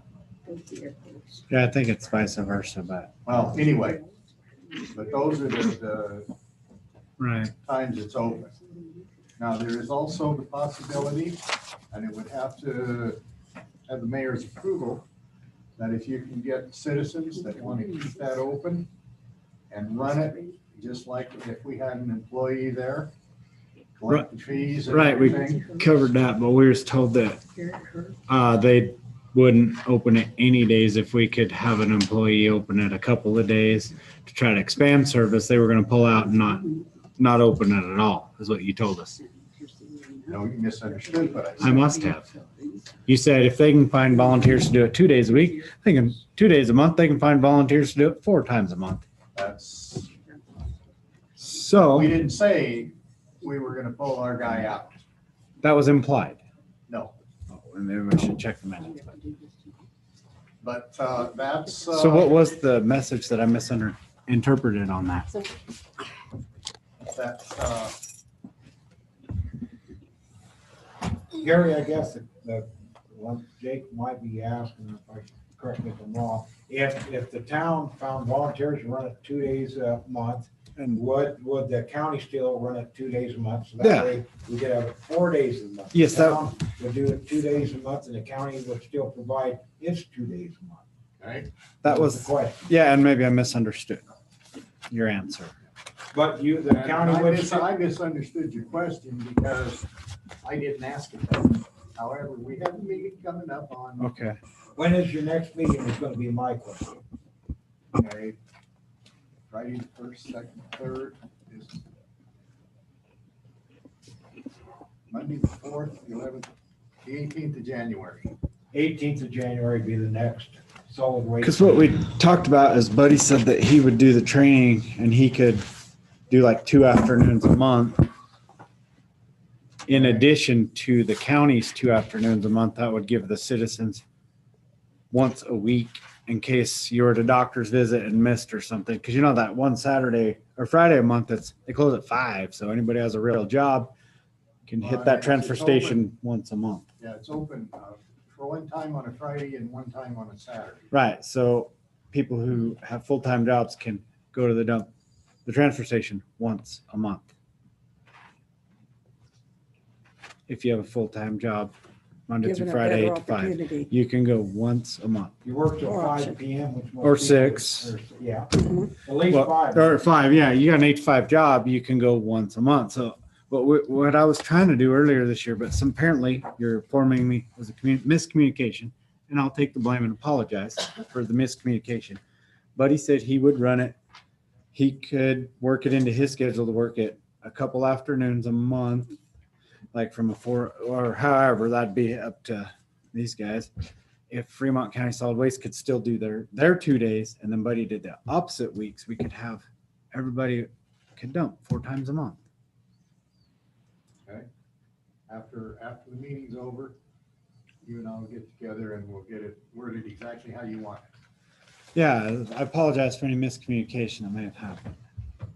Well, if I misunderstood you, I apologize too, so. That's Like, like I say, the closure out south on Muskrat Road does is not affect the transfer station. Okay. Thank you, Gary. Any other questions? Thanks for the information, Gary. No unfinished business, move on to new business.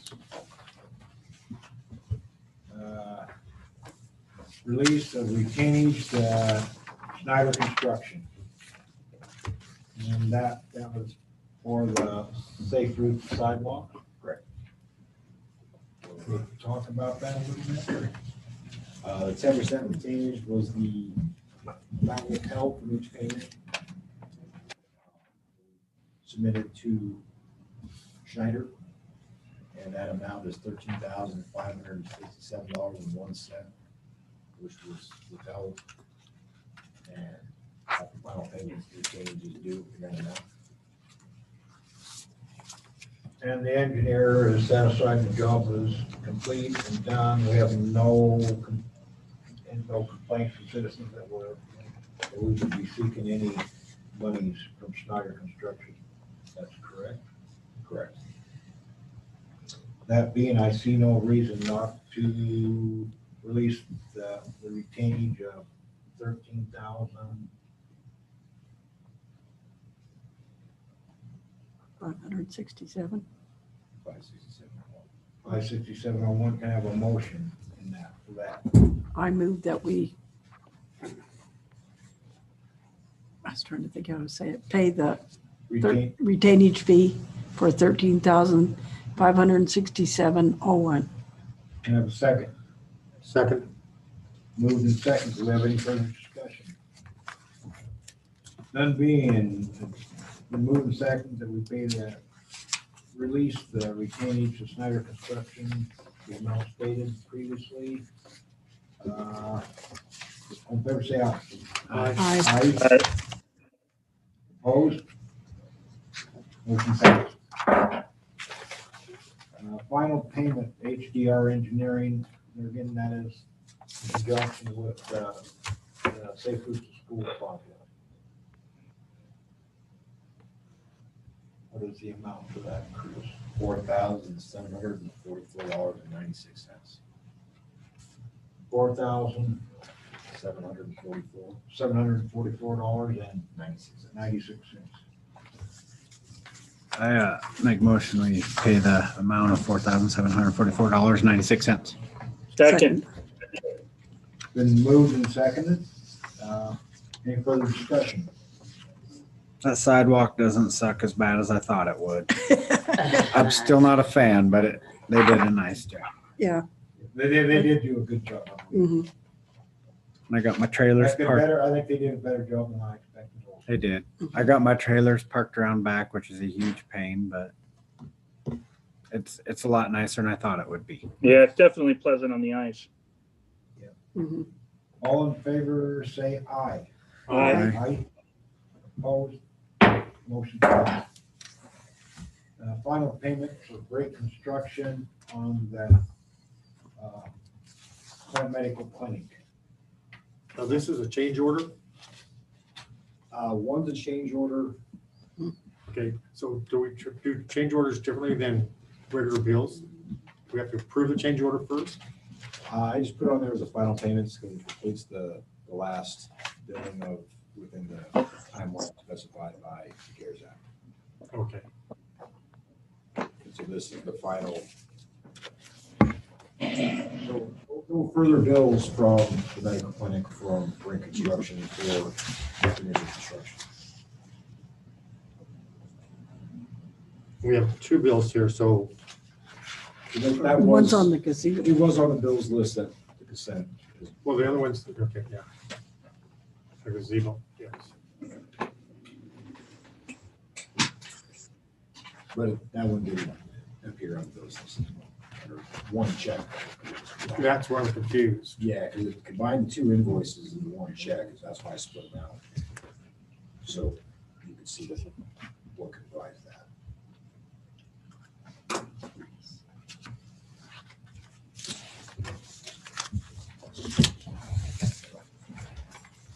And essentially the final payment, that is the last payment to Brink construction for the site. Oh, there it is.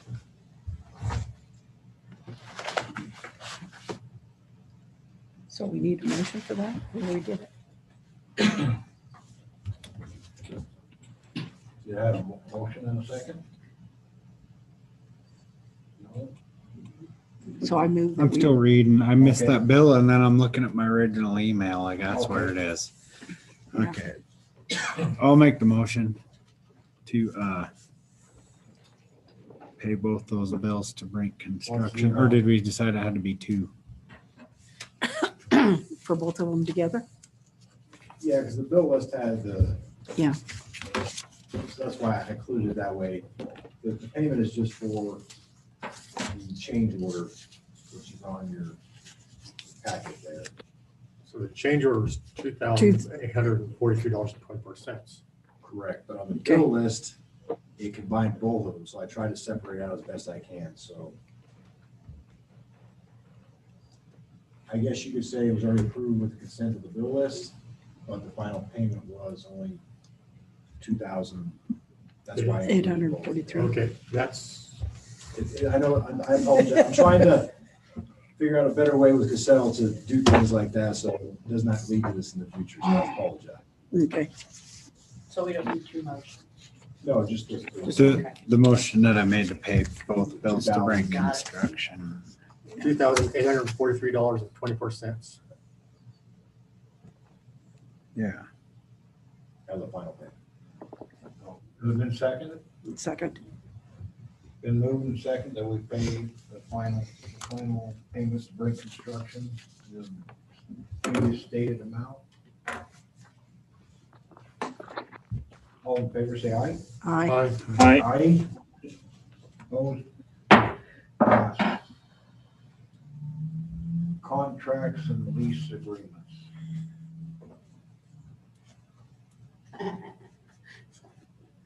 I'm showing 5. One for Brandy Ramage for $130 a month, Shoshone Activities Association for $100 a year, ACFCU for $300 a month, What? That one? There's a third one. ACFCU, Atlantic City Federal Okay, Credit okay. Union. Charles and Nancy Herbst, I didn't grab the amount for that, and Garrett Herbst for 100. I would like to table all of them to the next council. Because we're working on some contract Mhm. on that, and I'd personally like to table it to our first meeting in January. I would make a motion to table those until our first meeting till your first meeting in January. Second.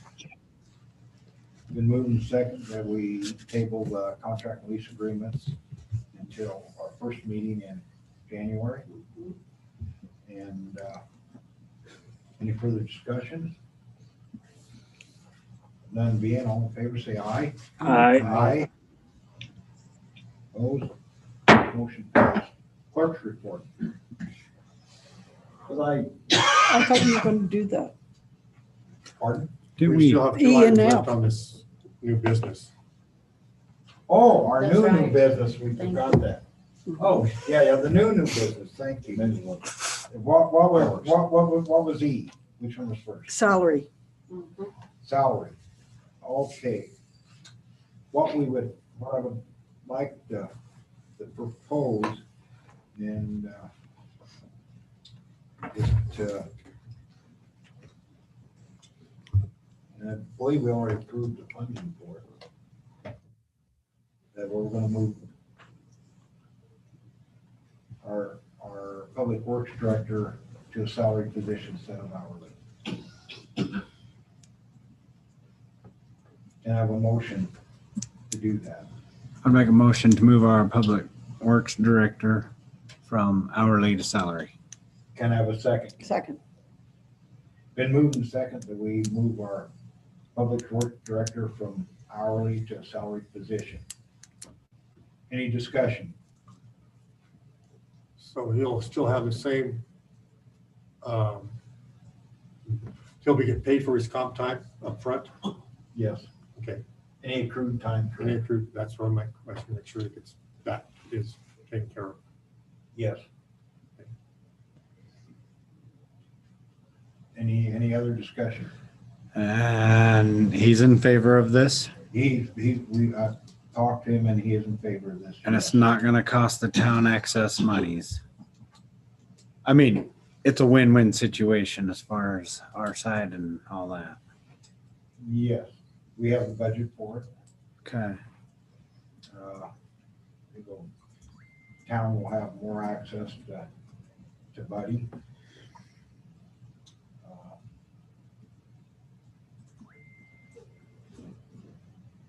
He now has enough employees, makes him eligible for salary. In the past, he didn't have enough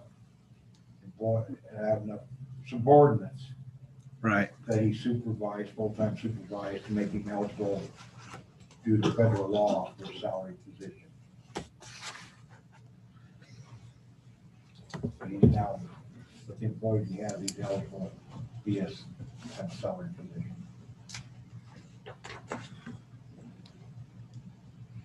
Any other questions?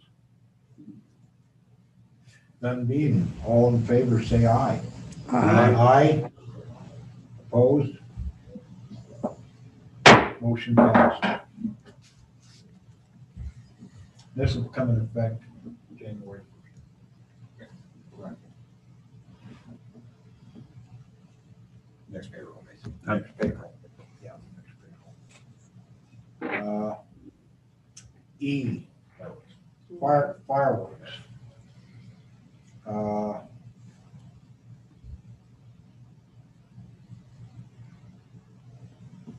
We forgot F. We used to name. No, No, that- F is fine. F is fireworks. Yeah, but F. E was salary. E, F, we forgot G. Fireworks,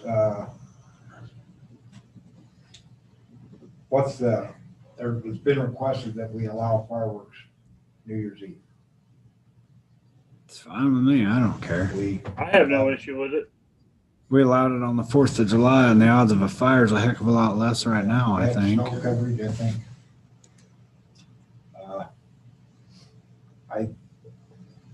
I know we had some calls for shots fired on Christmas. Mhm. Fireworks, but Mm. it's gonna happen. I've let off some good ones on. But I think that if, on the police side, that if we have a confined time frame of doing so, it'd make it easier for me to enforce outside that scope if they have a specified time frame to do so. It also alerts dog owners of these are the times that it's gonna happen, so to protect your animals as opposed to a free-for-all, and hopefully we can confine that to a more precise time frame as As opposed to dealing with it all night long. And then when we do deal with it, of course, take action, but as Do it till chief, midnight. as chief of police, would you have a for the hours? typically, nightfall comes, but I would suggest from dusk till midnight or just after midnight. 12:30 maybe. Something to that effect, yeah. I mean, right at midnight, it's probably gonna be popping them all off. Right. Or, no, I mean, New Year's. So a few minutes after that, maybe would be a good idea. Dusk is like 4 o'clock in the afternoon. Yeah. People like to light fireworks when it gets dark. Yeah, do it till like midnight.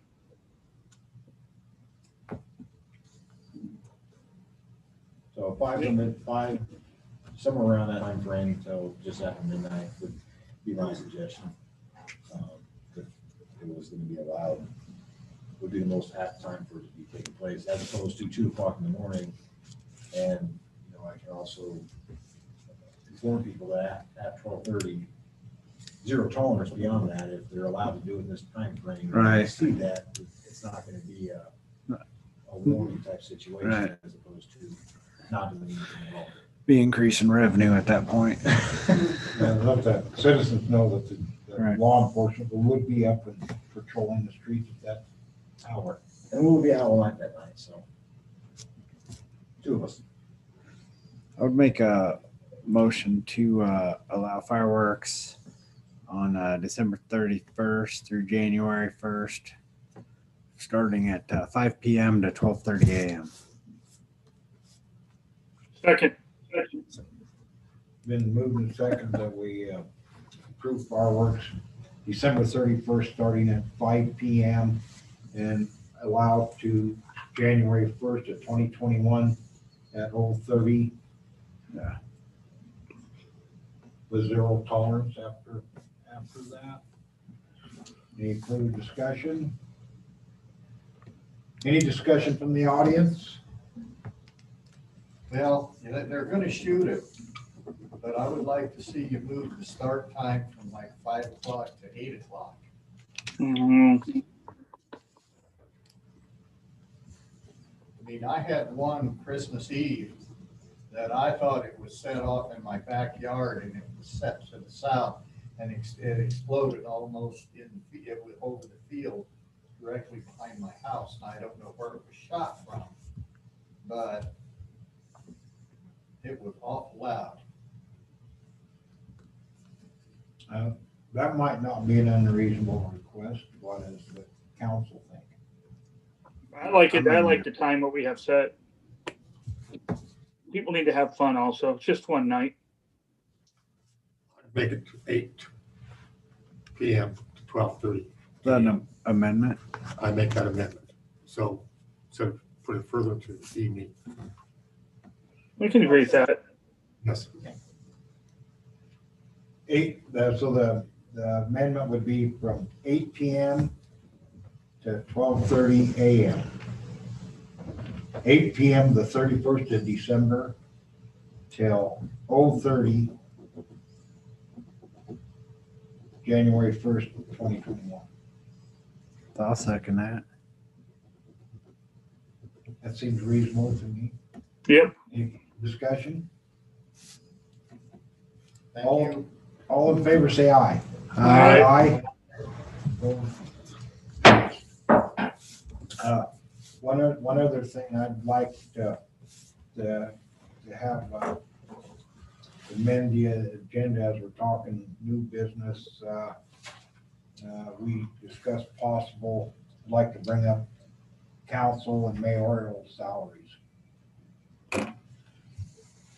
I would make a motion to amend the agenda for council mayoral salaries for new business section F.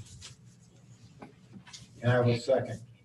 Could be section F or section G. G. G. G. I apologize. Misspoke. I meant G. Yeah, Okay. EFG. So I thought salaries are salaries. Right? So I thought you don't need another amendment. Okay. Oh, yeah, Yeah, that's- we didn't Yeah, that's discuss right. it. Yeah, we didn't discuss it. So it should, Yeah, that we did amend it for salaries and Mhm. left that We open. didn't discuss it. Correct. So let's Go back. Open that. open E up again. For salaries. So this E or G? Got it, thank you. No, we're going back to E because Yeah, I E was thought for salaries, period. But I thought that was Sure. the public works director. We didn't specify, just salaries. Excuse me. Salaries.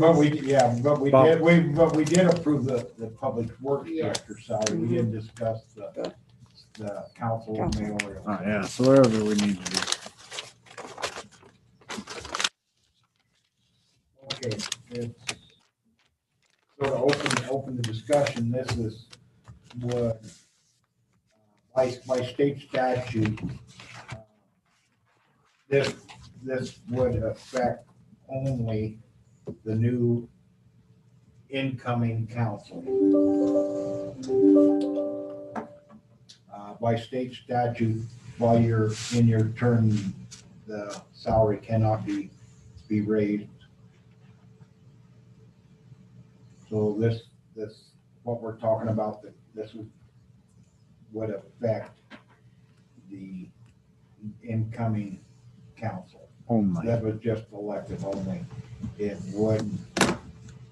This would not affect either my salary as mayor or Bo Weaver's salary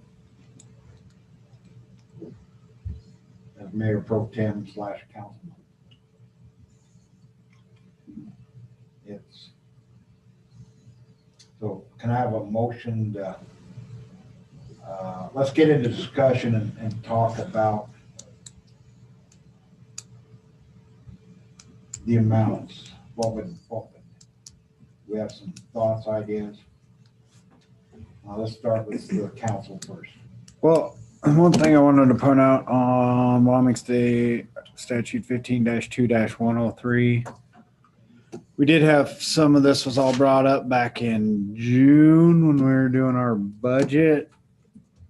And to clarify, it states the salary shall be fixed before their terms begin and shall not change during the term for which they are elected. So whatever it is set before they take office, that's what it is until they leave office. Cannot change it, period, by state statute. Have to pay them that amount. Being the case, his was set before he took office, cannot be changed until he leaves office. Okay. I don't have a clue. What are you guys paid? $50 a meeting. Okay, and what is the mayor paid? $400 a month. Okay. Let's clarify this. $50. A meeting. Well, we have special meetings, we don't get paid for. Well, by state statute, we should. You did this time. Okay, By- that's due to me then. I made sure that. According to Wyoming Okay, State We followed law, state statute and paid for all regular or special meetings by by state law. statute. I was in the person who was $50 for schedule. I don't think you did in the past. Yeah, we did. We not in did? the No, past. correct. Not in the past. But we try to follow Okay. the rule of law. It says, yeah, that state statute 15-2-103, the salary for each councilman shall be not less than $10, not more than $150 for attendance at each regular or special meeting. State law. And that is for towns, not cities. Mhm. That's Right. for our type of. Right. Our size Our of size town, town. our type of government. You just have that. Those are the, It's a gift. what that's for. And that the price is set, or the wages are set by town policy, not by town ordinances. Correct. Because I couldn't find it in the ordinances, so town policy, so you can make a motion to change town policy, but it takes all the readings and advertisement to change the ordinance, but whatever it's set at before they take office is what it'll be for their entire term. Can't do nothing about it by state law. I would make a motion that we increase that from $50 to $75, considering it hasn't been touched in 20 years. I second. Been moved and second, we raised the, and then I'm assuming that this would go in effect July 1st on the new budget, so it'd have no effect on this year's budget. Yeah, it didn't say you can't have it change. It says it has to be set before they take It has to be office. set before they take It office. doesn't say it can't be $50 from December to June and then go up. It's set Right, we would set it at the new budget. that it is set from $50 to $75 to take effect. Can I see my paper back? Give me my gift back. It's a gift. Thank you. It doesn't specify. It at the doesn't. beginning of their term. It shall be fixed before their terms begin. Yes, Fixed is whatever date. Mm. Yes, so to clarify my motion, what I meant to say was to increase that the wages will be at $50 a meeting until the fiscal year budget of 2021, 2022, at which point it will be increased to $75 per meeting. per meeting, And special, meeting. special or regular. meeting. You can have that back. It's been moved, do we have a second? Second. Been moved and second. Do we have discussion, any further discussion? I'd only like to say that I do know that our average meeting is about 2.5 hours. We're far over that today, but that included some special meetings that took 10 and 20 minutes. expected that average. But councilman, woman, does many other things besides just attend meetings. They attend many other functions as a representative of the town. They do a lot of extra work, research on different projects, rules, laws, whatever. They spend a lot of time. Sometimes could be spent with their family and friends and doing recreational. Like I said, it's been a long time since it's been an increase, and that's I think a very minimal increase for the service they provide the community. I know none of the council members here are they're obviously not in it for the money, but it's didn't hurt to reward them a little bit financially for all that they do, because the council people do a lot. It's like $4 an hour when you break it down. You know, and I If might you're have lucky. suggested more, but that's a reasonable. I think a small It's increase. a small increase, and like I said, it would affect 3 councilmen. Only, yeah, because Bo's salaries cannot change during the And duration mine of his both. term, No, and yours can't either. so no more discussion. All in favor, say aye. Aye. Aye. Aye. Opposed? Aye. Motion passed. Okay, let's discuss mayoral compensation next.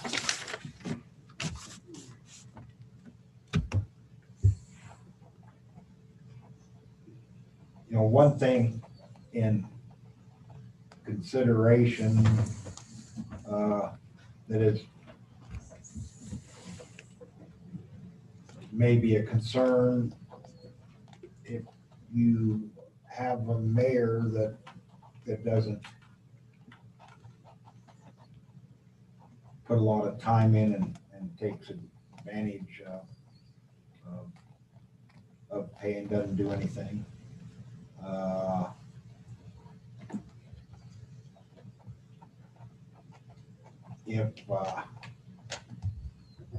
But if you have a mayor that does, you know, I don't know what is fair. There again, that hasn't been raised in many years.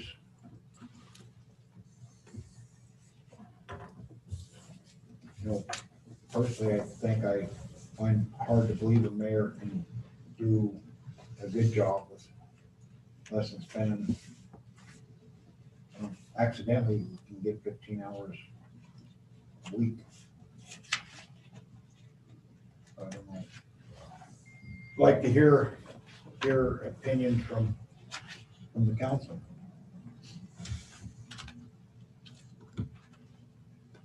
That's a tough one, because like you said, there's some that haven't Right, put in that many hours, and then there's others that, sure. And there Put in a again, lot of- this does not affect my current salary. right. This is Just for bump the, it up to, It'll be for the future mayor, and I'm concerned that the Mhm. future mayor, whoever that he or she may be,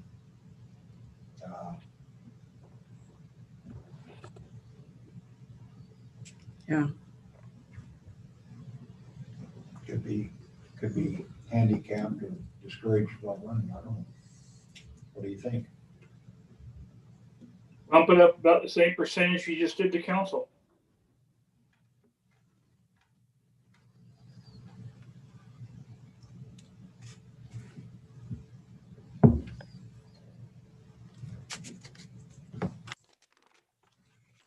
Mayors are paid per month, not per meeting. Per month.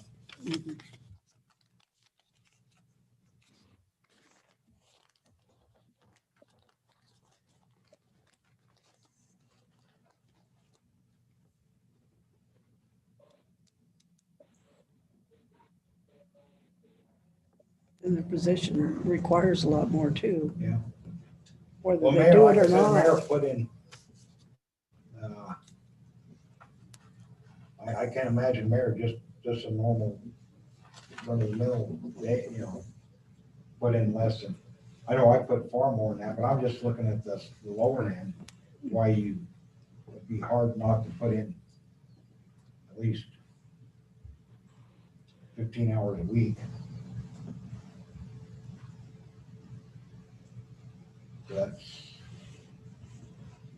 That's not counting meetings and everything other else, stuff. you know, Right. just like our medical clinic,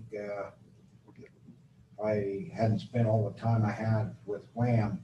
They directed us to that grant and having those connections. Those are connections you only get by attending meetings and involvement with much other things. It's, but to get that recognition, same with the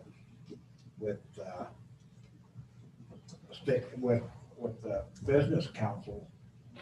You know, it takes a lot of legwork to do that sort of thing to help advance the, you know, I just,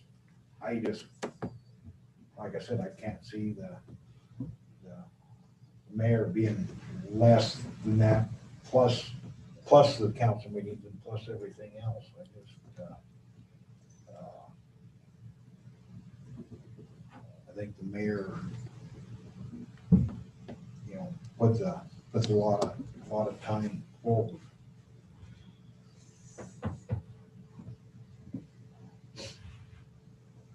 But if well,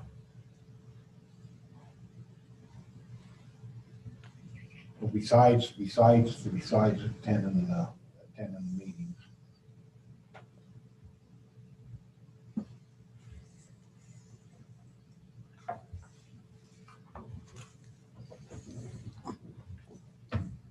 You have a question on the phone? Not Gary has a question. Yeah, but I'm not taking questions from the audience at this time. Oh, okay. I'm asking council. Mhm. Oh, all right. Sorry. Yeah. No further statements from the council. Gary, go ahead. When you travel, are you paid time and mileage? No, I'm reimbursed for mileage at the government rate. I do not get paid any for any meetings or anything. Okay. Yeah, I get reimbursed mileage is all I get reimbursed.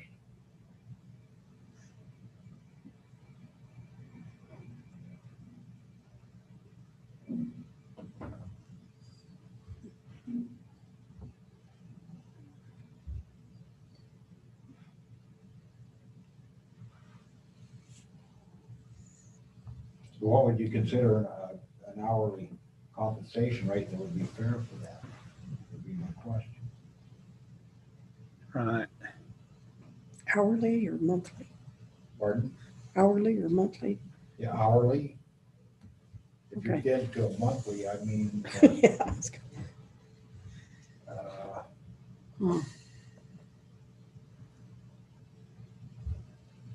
Wow. That's a tough call.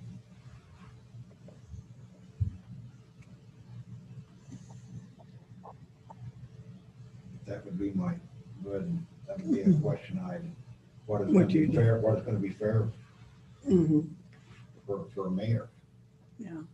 But, you know, we haven't always been lucky to have a mayor that could attend all the meetings and stuff too.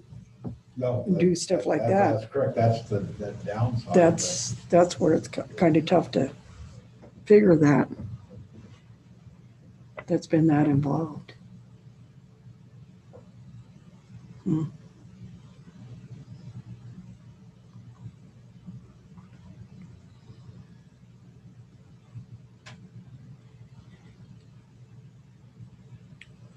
I don't have a good idea. What percentage-wise was suggestion? But if How you- would that I'm figure just- out? I'm just saying, if you figure 15 hours That's what I was 15 thinking. hours a week, that's that's about $9 an hour. And that's not not anything for any meetings. Mm, That'd just be, yeah, just put it in perspective. Yeah. And I'm definitely concerned that the mayor is not, future mayor will not be compensated for what he or she may do. So you're at $400 a month right now, right, Joel? Correct. Well, I make the motion that we move it to $600 a month. That's second. Second, been moved and second. Further discussion? I would like to say, I think that's not enough. That's under $9 an hour, not counting that be doing the meetings for free. I mean, for no compensation at all, if you were just looking at that low. That's gonna be my thoughts on that. But, that's definitely my thoughts on that. Well, I think it's a step, an incremental step, and kind of see how it goes rather than going all out.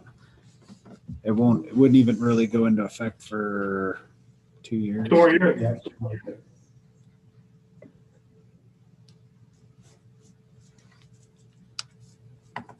Yeah, well, that does not affect me. Right.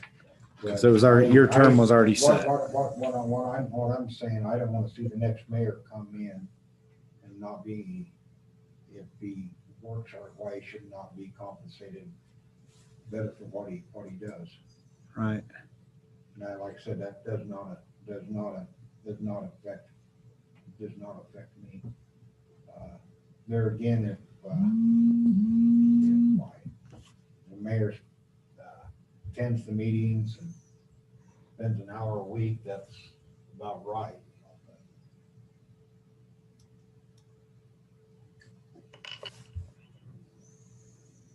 Like I said, I definitely knew what I was paying, didn't pay for, and I'm putting my hours in because I care for the community and I'm doing it. But I would like to see the next mayor to be better compensated for what he does if he does that. And there again, the 15 hour number I'm using, I think is a minimum number, right, that you're going to spend to be a good mayor, to be involved with what needs to be done to govern. I just have a hard time seeing for mayor not doing that. I agree with. That's why I'm bringing that up. I agree with what you're saying, but I mean, there hasn't been a raise in like 20 years, and here's like 150% of what it was been. Is where I'm more inclined to stay right there at to support the $600 range, kind of give everybody time to let it sink in and see how everybody's feeling about that. I agree. I mean, you're up to about $3.75 an hour. Well, Maybe. I don't get that much. I was gonna say, it doesn't even cover that. Yeah, but Hmm. I know you Yeah. do a lot more, but That's fine, but I would like to see our next mayor be. because it's still got a little bit of time if there's a lot of support to go even further. Sure. Yeah. I mean, there's still time for that, but that's a step in the right direction. This is where I'm at. It's a step in the right direction, but not a radical one. So it should be well accepted.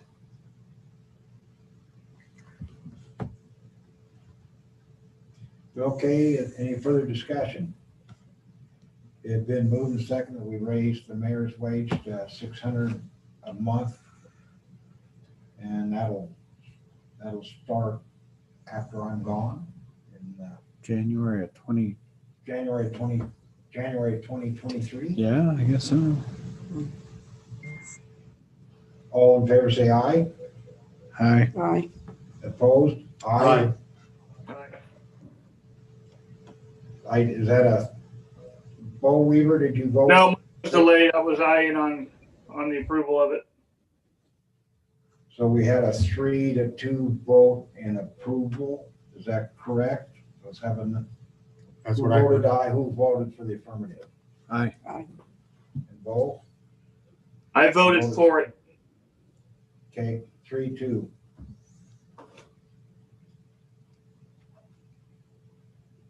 Okay.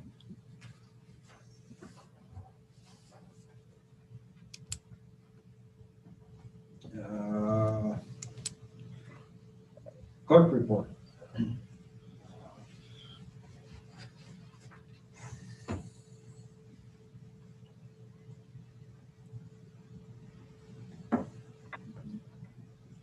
Let's back up, sorry.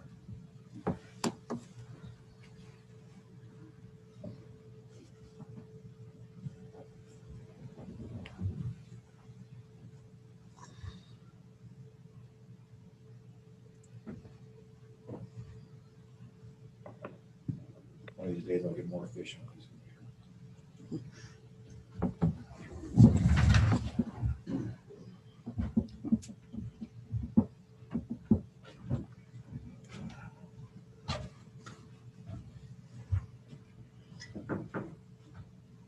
Okay. It's kind of piggybacks on the resolution since it was the end of the quarter. The revenue forecast, from what I've gathered from WAM and other sources. Remember, most of our revenue streams are delayed by about 1 to 2 months. So with the holiday season, which set records, I anticipate the third quarter will continue to be higher, much higher than the anticipated revenue and sales and use taxes. Another thing is the property taxes have actually increased and have outpaced previous years, which was a surprise. So our property tax revenue is actually more now than it was this time last year. I do know that my property in Riverton has increased in value month over month, averaging 1.2% per month for the last 6 months. I don't know if it's people moving from California to Wyoming or what the deal is, but property taxes have actually increased, not decreased during the pandemic. Kind of piggybacking what you were saying. So I do anticipate it to at least maintain what we had experienced the year prior as far as revenues, which would still be over our projected revenues for that line item going forward. And looking forward beyond that, the current grants have been completed and we're in the final phases of closing them out, which frees up a lot of time to start to begin work on additional grants for sewer, streets, and other infrastructure projects. And with the expected revenue over budget anticipating to continue into the second half of the year, I do believe that that will make a lot of these grants for some of the smaller projects like lighting for the city attainable that we could venture into and have the time to pursue this fiscal year to try and bring to fruition with that in mind. The expenditure side versus revenues, I anticipate right now, if we were to end right now, we would end the year about $180,000 as a surplus because we haven't expended everything in the line items. But projecting out with our expenditures, taking into account what we just passed, I project that we'll have $60,000 in general revenue surplus at the end of the year. That's a low end, still a conservative estimate. I'm guessing the fourth quarter is going to be a little bit lower than the third quarter, so I've taken that into account. And I flatlined the fourth quarter in my estimates with our budget, which is extremely low. So very well likely will be more than $60,000 at the end of the year. But to be prudent, that's what I'm projecting at this point in time. And I don't foresee any other needs for any large increases in expenditures in the next 2 quarters in our budget updates going into our next budget. And that does not include, I do project 35,000 on the low end, up to 45, possibly $50,000 in capital projects, the 1% tax for the second quarter over our revenues being available for this year as well, that we could chase with grants, albeit smaller grants, but things like lighting and minor infrastructure projects that we could actually utilize and capitalize that into potentially. Another topic that I need to bring up for the next council is our investment. And this is a breakdown of what we experienced this quarter. Our current balance in our WildStar is $1.245 million. We received in interest payments $357 in 1 month of interest off of that. In October, we received $428. I know some statements have been made that we should be living off the interest off of that money, not from this council, but from previous councils. And that was in the budget when we did a budget season of $12,000 in expected revenues from interest.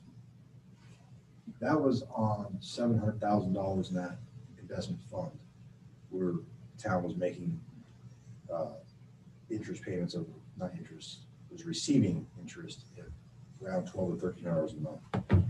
We've increased our WildStar account about 75%, and our return on investment has decreased to 20% of what we were receiving off of West Mine.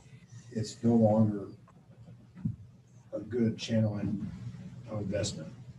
Now, this is also, mind you, during a record-breaking session of, I know with COVID, but Dow Jones and the stock market has reached new highs throughout this period, and yet our return is decreasing. So I do think that we need to explore other investment opportunities besides strictly WildStar. There is some other companies out there that handle this business that is within our investment policy of the town of Shoshone that we can take at possibly going forward, but that's just something to keep on the radar. We can invest up to 25% in other stuff besides WildStar. Still have the same liquidity that we do with WildStar and other formats. I'll be producing some potential things to council in the near future. Basically, the rate of return on this would be like if we put $1.2 million in a savings account and use that as an investment. It's not, that's the rate of return we're getting. It's below 0.2%. Not 2%, but 0.2. 0.2, yeah, 0.2%. not very much. And this was actually brought up in WHAM during our WHAM conference that WildStar has been very shady with their disclosures. They're not saying what they're investing in, how they're investing, and towns are putting their monies into this fund not knowing anything about it, much less the yields. We have to derive the yields ourselves based off the returns, so we have no idea to really track and know what's going on. And we do have some alternative companies that have the same liquidity as WildStar, where we can make daily transfers back, coming and going, but have a more solid footing and a more transparent. Those are things that I'll provide to council as options to look towards in the future. But I just wanted to bring that up at the year end. Also, I wanted to point out that we expended 2,388 hours of man hours on the audit, which is more than you would spend if you had a 40-hour-a-week employee working for an entire year. How much was that? How many hours? 2,388, and that's the low end. Obviously, there's, I'm going to add up all the 15 minutes here. Yeah. But that's, it's probably closer to 3,000, but 2,388 hours That was too many. dedicated towards the audit. Not it. That just seems a little high. No, excuse me. That's a No. lot of, that. There was a lot audit more than serious that. audit, Oh. and that's a lot of. That doesn't Well, account for all the that's- other stuff that That's went on too. Joni's time, Chris's time, Mhm. Kathy's time. Mhm. Yeah, it's everybody's. Mhm. Yeah, well, That's yeah. man hours are dedicated to that, not trying to, Doing town business, not Yep. doing grants, not doing. not doing things we needed to be doing to run the town of Right, Shoshone. We unders- were tied up with that audit. Yeah. Wow. It's, That's a statement right there. Yeah. That's a Tells you lot of something, hours. doesn't it? and we still, it's still able to keep the town running, but it was, but it took a lot of hours. A lot of. Now, a lot of that was attributable to the fact that they couldn't come here. That we had to pretty much do the audit ourselves and dig around for the information that they stipulated they were on to. Right. So that's kind of with the COVID and that, which is why we're doing the digital records and the digital things to prevent this in the future. Which is because of what we did, we were the template for the town, the guinea pig, so to speak, for how audits will be conducted in the future for other towns. So Good job. some lessons learned. It's been trial and error, but yeah, maybe they'll reimburse us for our time. I don't know. It'd be nice. Probably wouldn't not. it?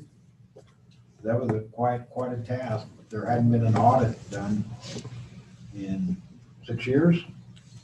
In Shoshone? Yeah, almost 10. Yeah, I thought it was 10. And, yeah, so, and also that, we'll have some other stuff for the next council as far as the results of the audit with policy changes that will enact for future audits. This hasn't happened yet, where we go 10 years without a Right. national audit. Doing a self-audit is great and all, but it's not, you can't do that all the time. You have to have some outside person that's completely different. That'll become, as far as coming from the clerk's office, those suggestions. Right. Because I don't think anybody wants to go through this again. Sorry. But also just to reinforce that our budget forecast has been solid. We were able to do a lot of things this last 6 months, despite COVID, with being financially living within our means, which is why we're doing the quarterly budget things. But I think that the council has set the town up for the next 6 months is the ability for the next council not to be hamstrung on anything and pretty much free and clear, even though it's a mid-cycle budget. And I do not anticipate any further large increases needed beyond what was done today to facilitate the needs of the town. Our budget, as it currently stands, should be able to suffice for the remainder of the year. And therefore, any additional revenues that come in above projected will be able to be utilized or saved or done in a different manner going forward for this year.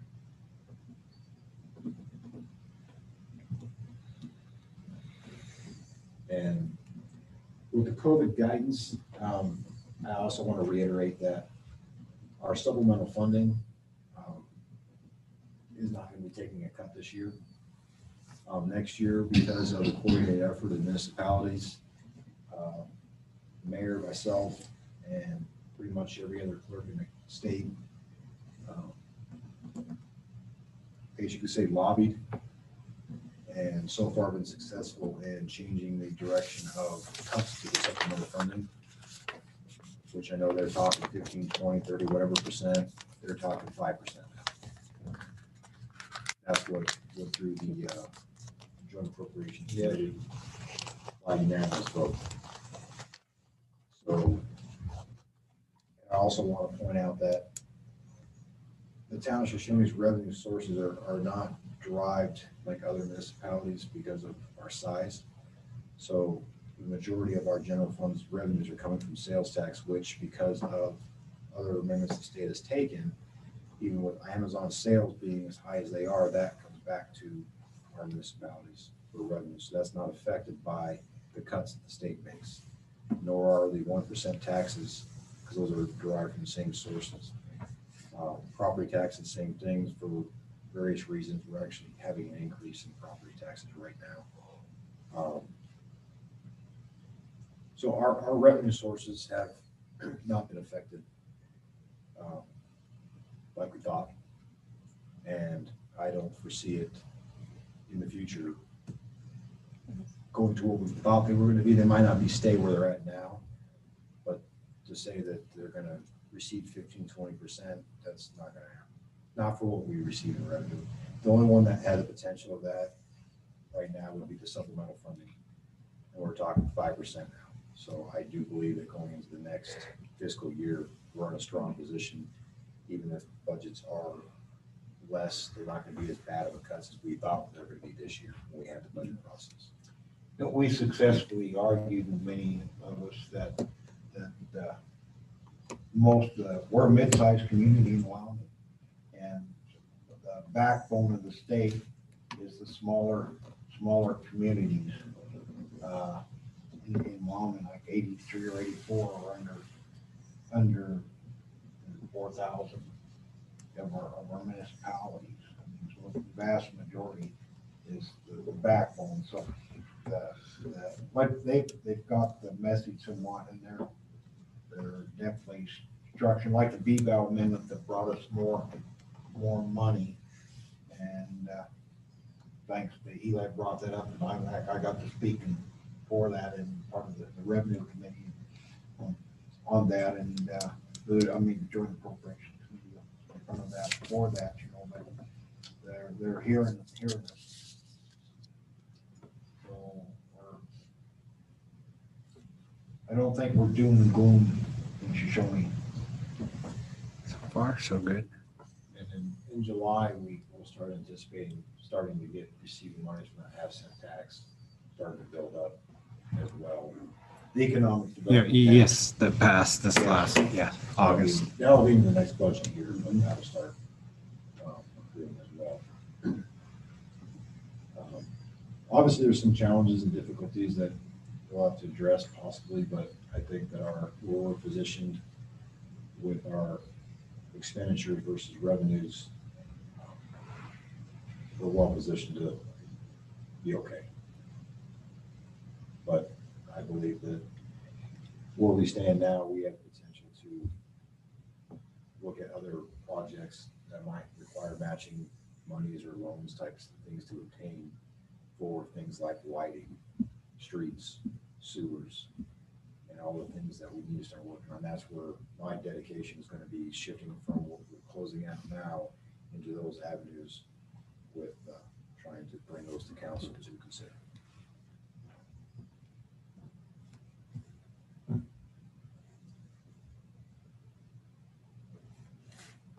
And the Grinch got away. He escaped. That was good. Not sure who he is, but definitely escaped. You assume gender? Touche.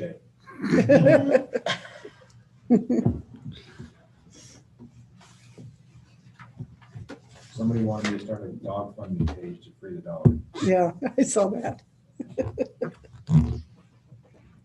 Max, wasn't it Max? Yeah. Are you not a Grinch fan?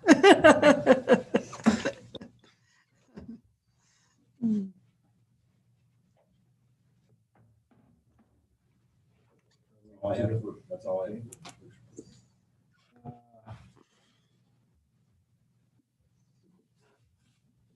Presentation of appreciation. I'd like to start with Jake Stepp.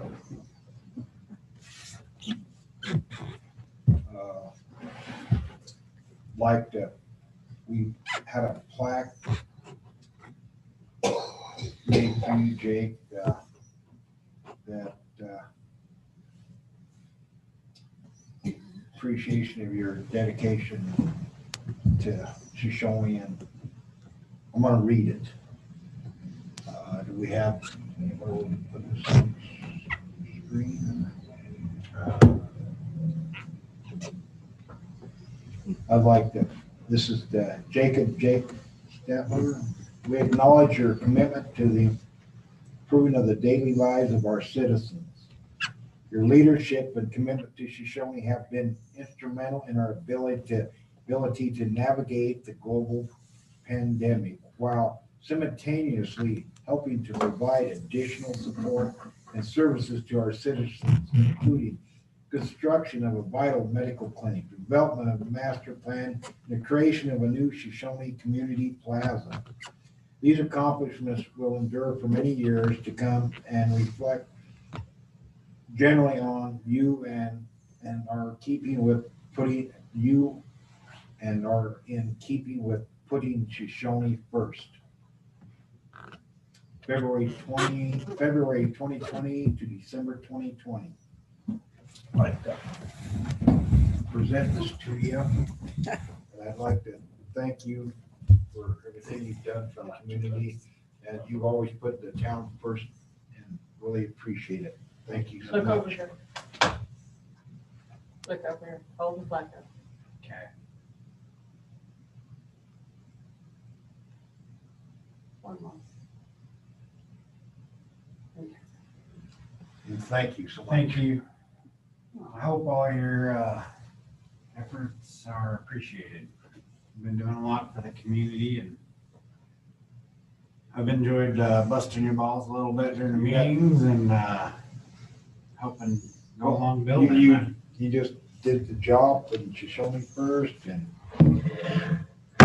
Thank you. and definitely no rubber stamp. We disagree on some things, but we tried with everything was putting Shoshone first. I know that's yours and Michael, both of us.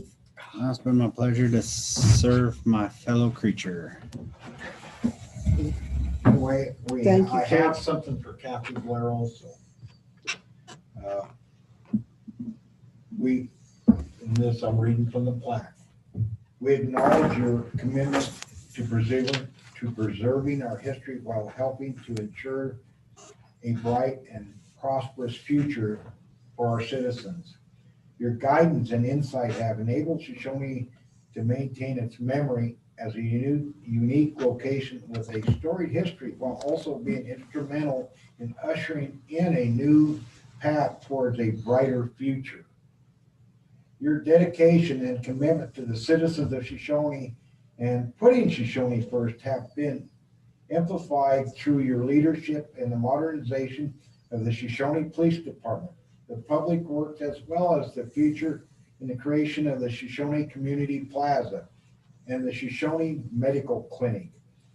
Your character and accomplishments reflect greatly on you, the town of Shoshone, and serve as a reminder of Shoshone's potential. January 2018 through December 2020.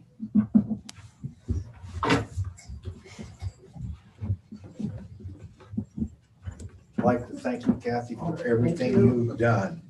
And this is very well deserved. We couldn't afford a bigger plaque to put anything more on yours and Jacob's. But thank you very much Thank you. for what you've done. Can we get a picture, both, and you in the middle? Is that okay? Okay. Where to? I don't care. Where we got room.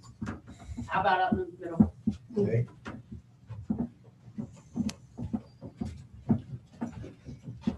One way to keep walking. You needed to stretch. Yeah. We go through a lot together, Jake. Very, very proud to be in the middle of these two. Thanks very much. One more. Thank you. Kathy, the mayor didn't smile, you better check. My screen's already cracked. Hey, Jake and Kathy, I would say thank you also with all the discussions that we've had and the work that we've done. I really appreciate everything you guys have done. Thank you.